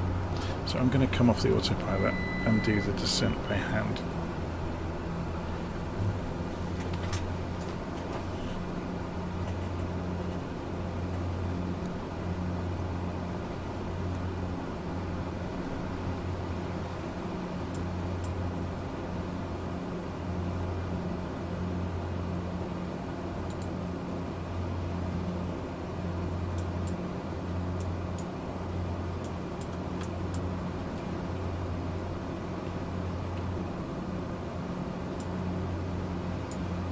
A little airfield there, it's only a tiny one.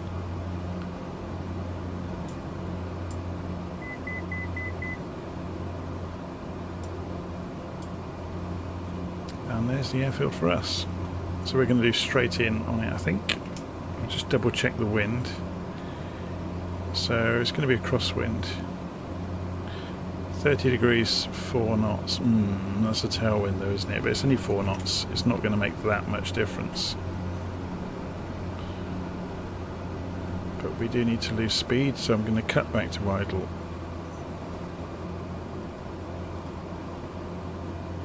You can see the airspeed is falling off, but hopefully by the time we get there we'll have lost all of it. Obviously I'll start cranking the flaps out soon, and that will lose us a lot of airspeed very quickly.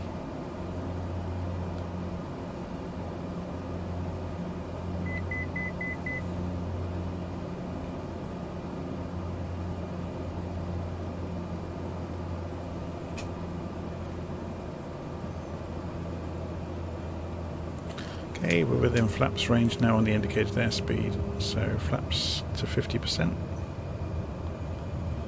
We've got some VASI lights alongside the runway to guide us in, so we'll descend onto them.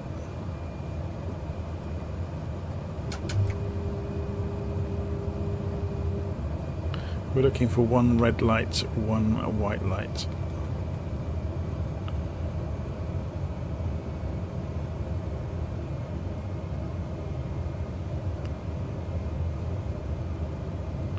Should be any time soon.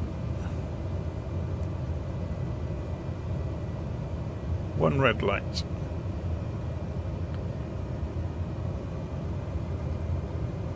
Open the throttle back up to maintain airspeed.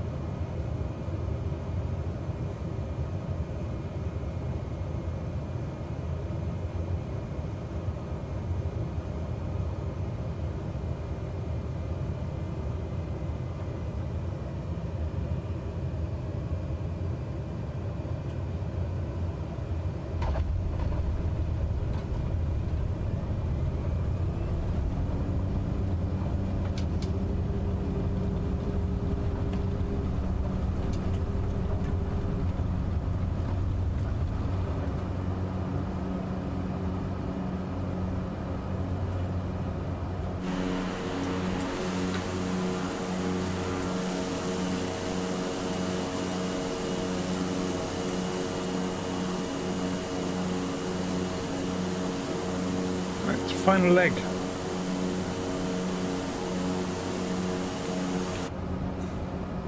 So let's go for a couple of thousand feet, I guess.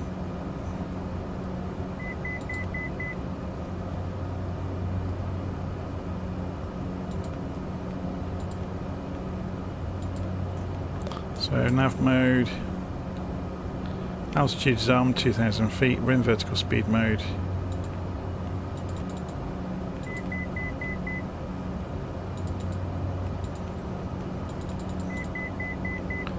Feet a minute.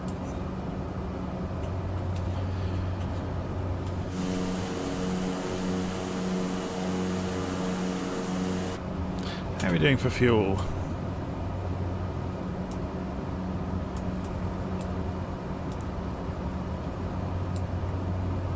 Yeah, we've got plenty.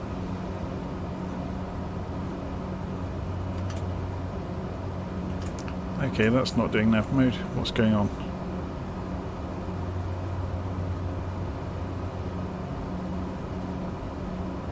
So this is in GPS mode. This is in RNAV, which is correct. Is this the trick where it will not intercept? Because we were flying away from the track. So we're going to fly the airplane back towards the track. On purpose.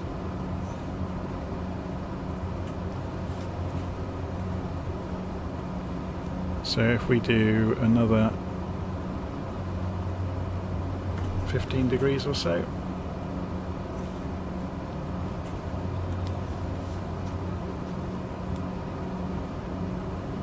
There's a town close to Toledo called Veda. There is as well.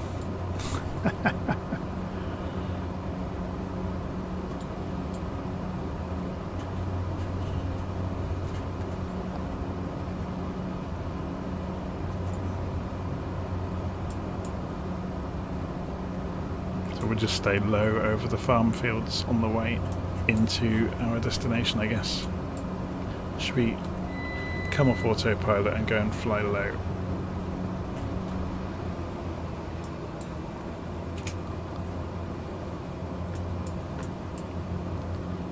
Just do see some of the farms and stuff instead of navigating at altitude.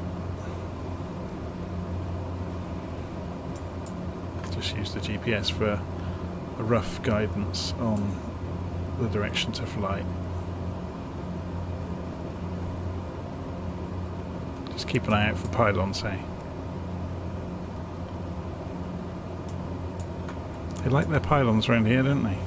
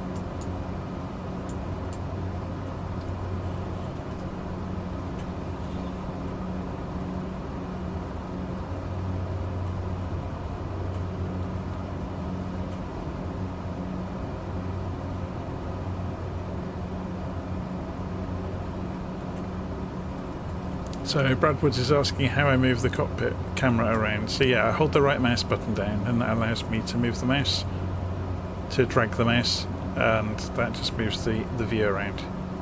If I want to translate myself around the cockpit, I use the cursor keys. So I think by default Flight Simulator uses forwards and backwards on the cursor keys to go up and down, so I've reprogrammed that in the keyboard mappings.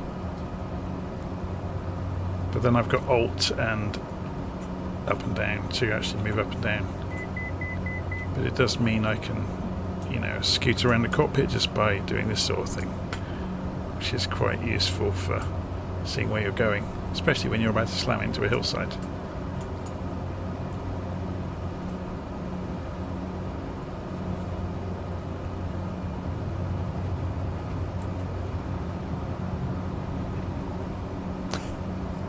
That's one way to drop the nose.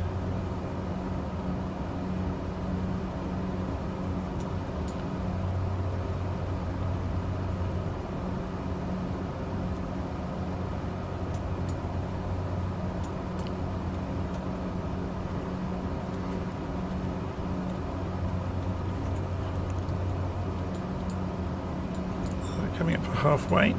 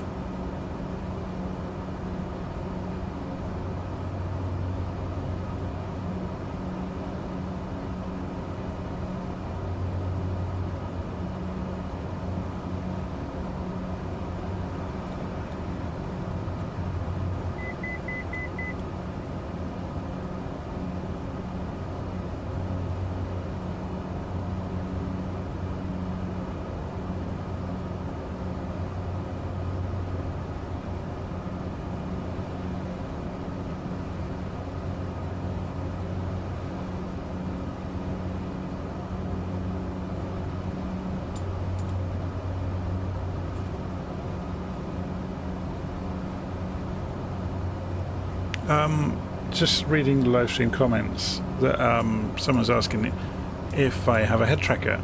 I've used Smooth Track on my phone before in combination with Open Track, is it called? Yeah, Open Track. But I haven't got it configured at the moment. I keep wondering about getting a head tracker. I'm still torn between, if I do it, whether to get a Toby or a Track IR.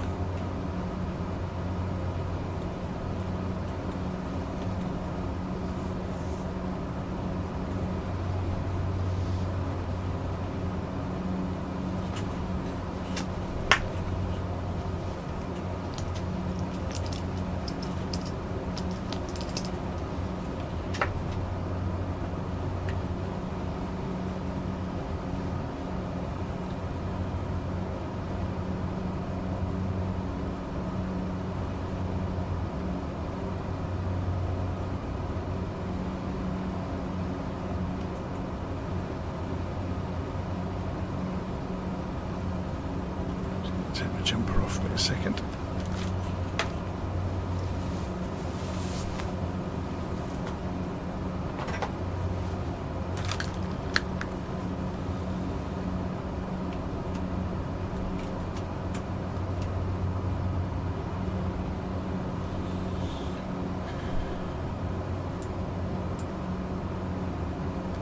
Nearly there.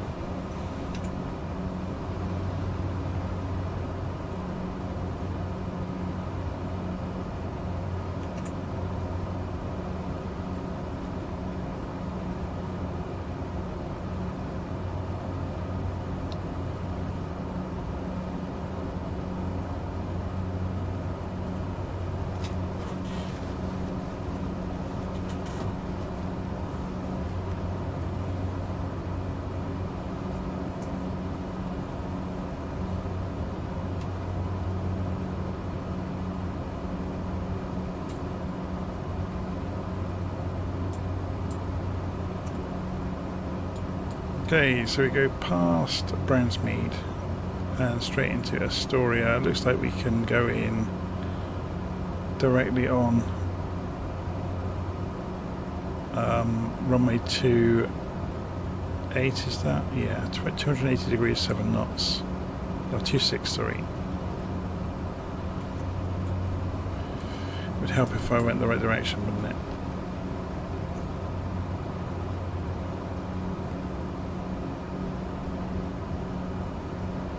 Should we descend?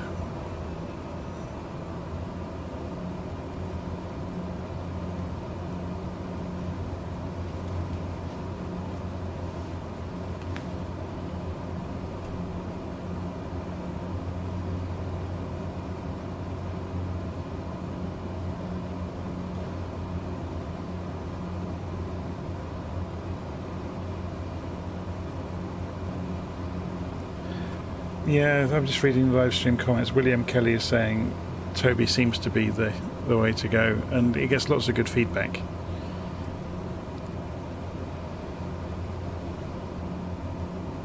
Also hear really good things. There's another one called a grass monkey, which seems to work really well.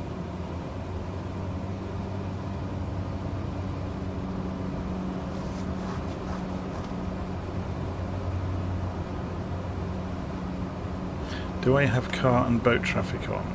I do, but I don't have them turned up very much. And I haven't, at the moment, I haven't got the shipping switched on. Or I haven't got it installed, I should say.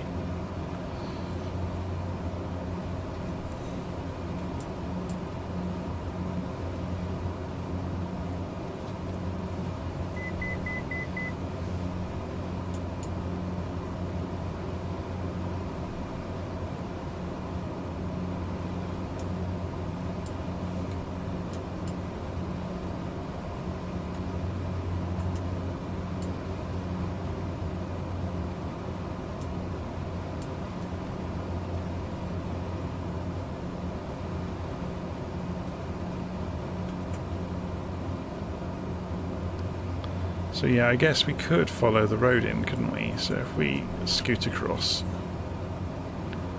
I get to see some cars. It's just over here, look, main road.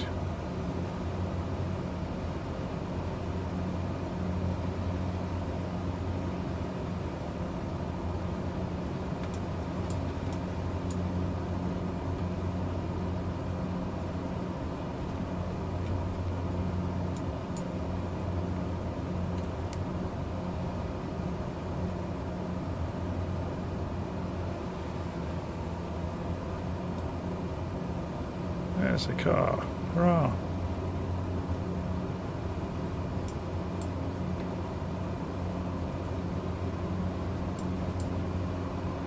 So this is the coast road.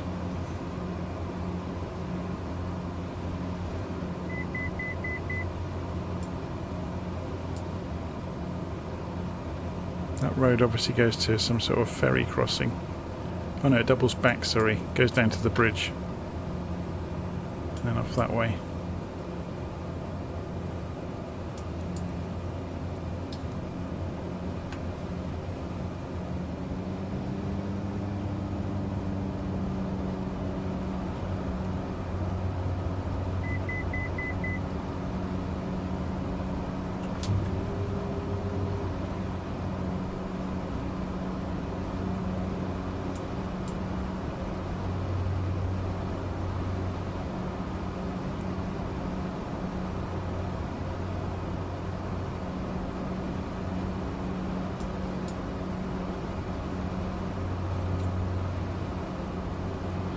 Lewis and Clark National Wildlife Refuge. We're passing over. Napa is over to our left. Swanson in front of us.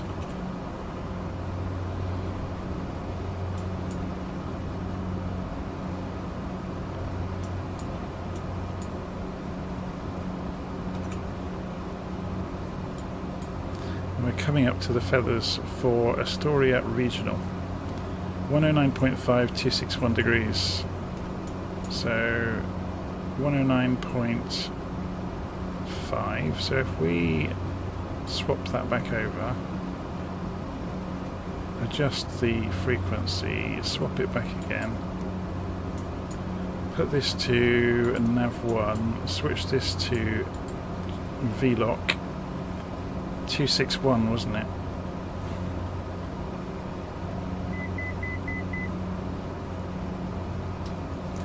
Let's have a quick look at this, make sure it's correct. 250, 261. So that's the direction of the runway relative to us.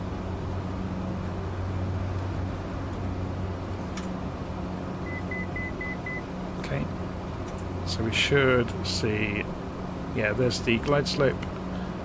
Localizer will sweep in any moment. We're going towards the airfield. You can see it out there already. There's the lights.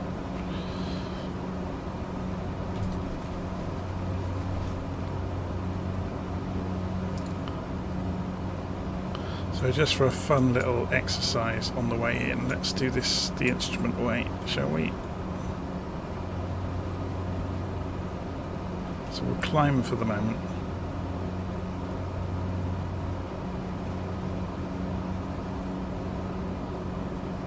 So we're keeping this fairly level, climbing, we're watching the glide slope come in. Whoa, look at the planes throwing around. We're below the glide slope still. This plane is being thrown all over the place. Let's come off the throttle.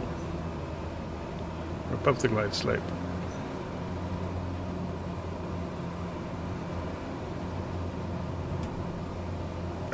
It's like wrestling a bucking bronco.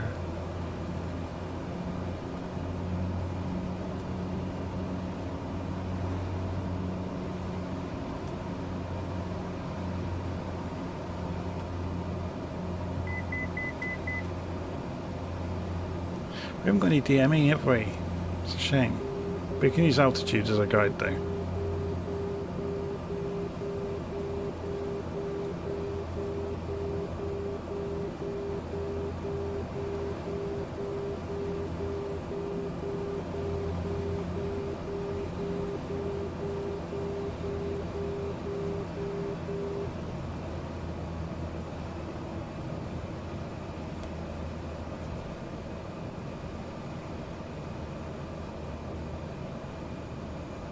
This plane is being thrown all over the place by the wind.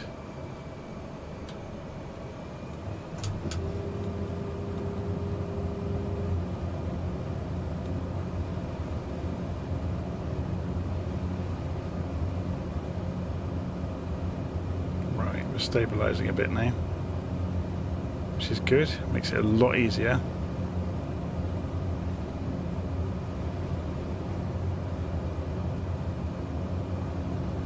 He says as the left wing gets thrown all over the place. We're gone high again.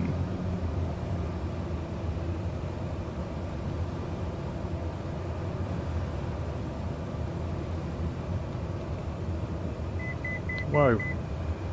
The nose just got thrown completely in the air by something. Some enormous draft that threw us around. So coming down to 1,000 feet. Should we have a look outside? We should find we're broadly in the right place. A little bit high.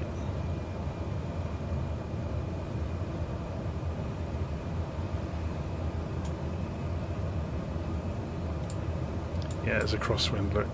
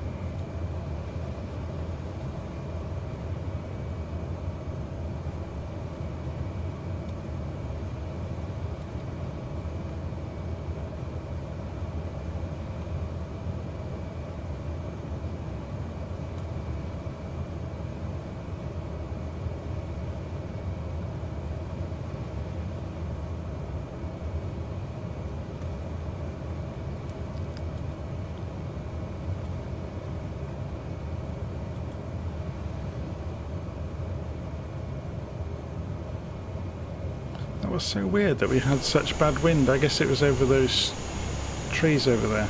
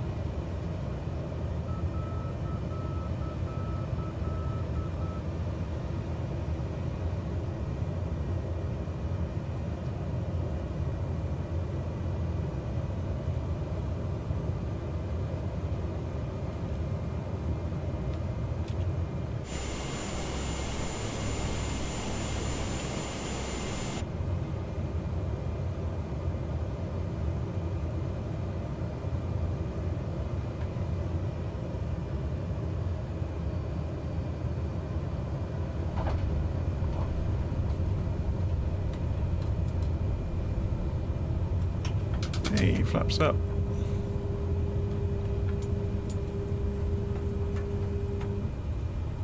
And we look for a taxi route.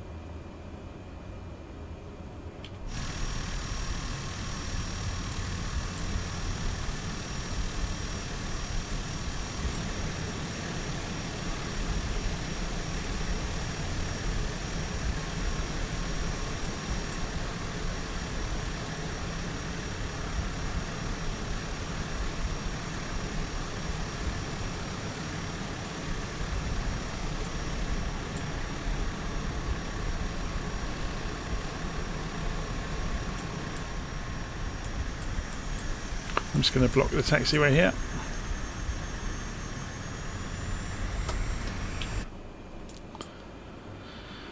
Okay.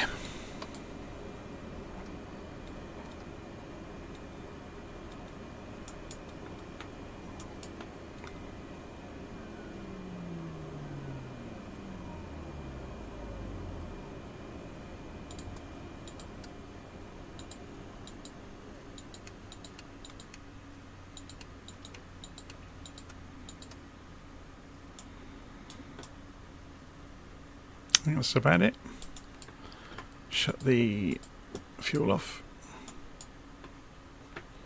and then batteries can come off, and we're holding dark.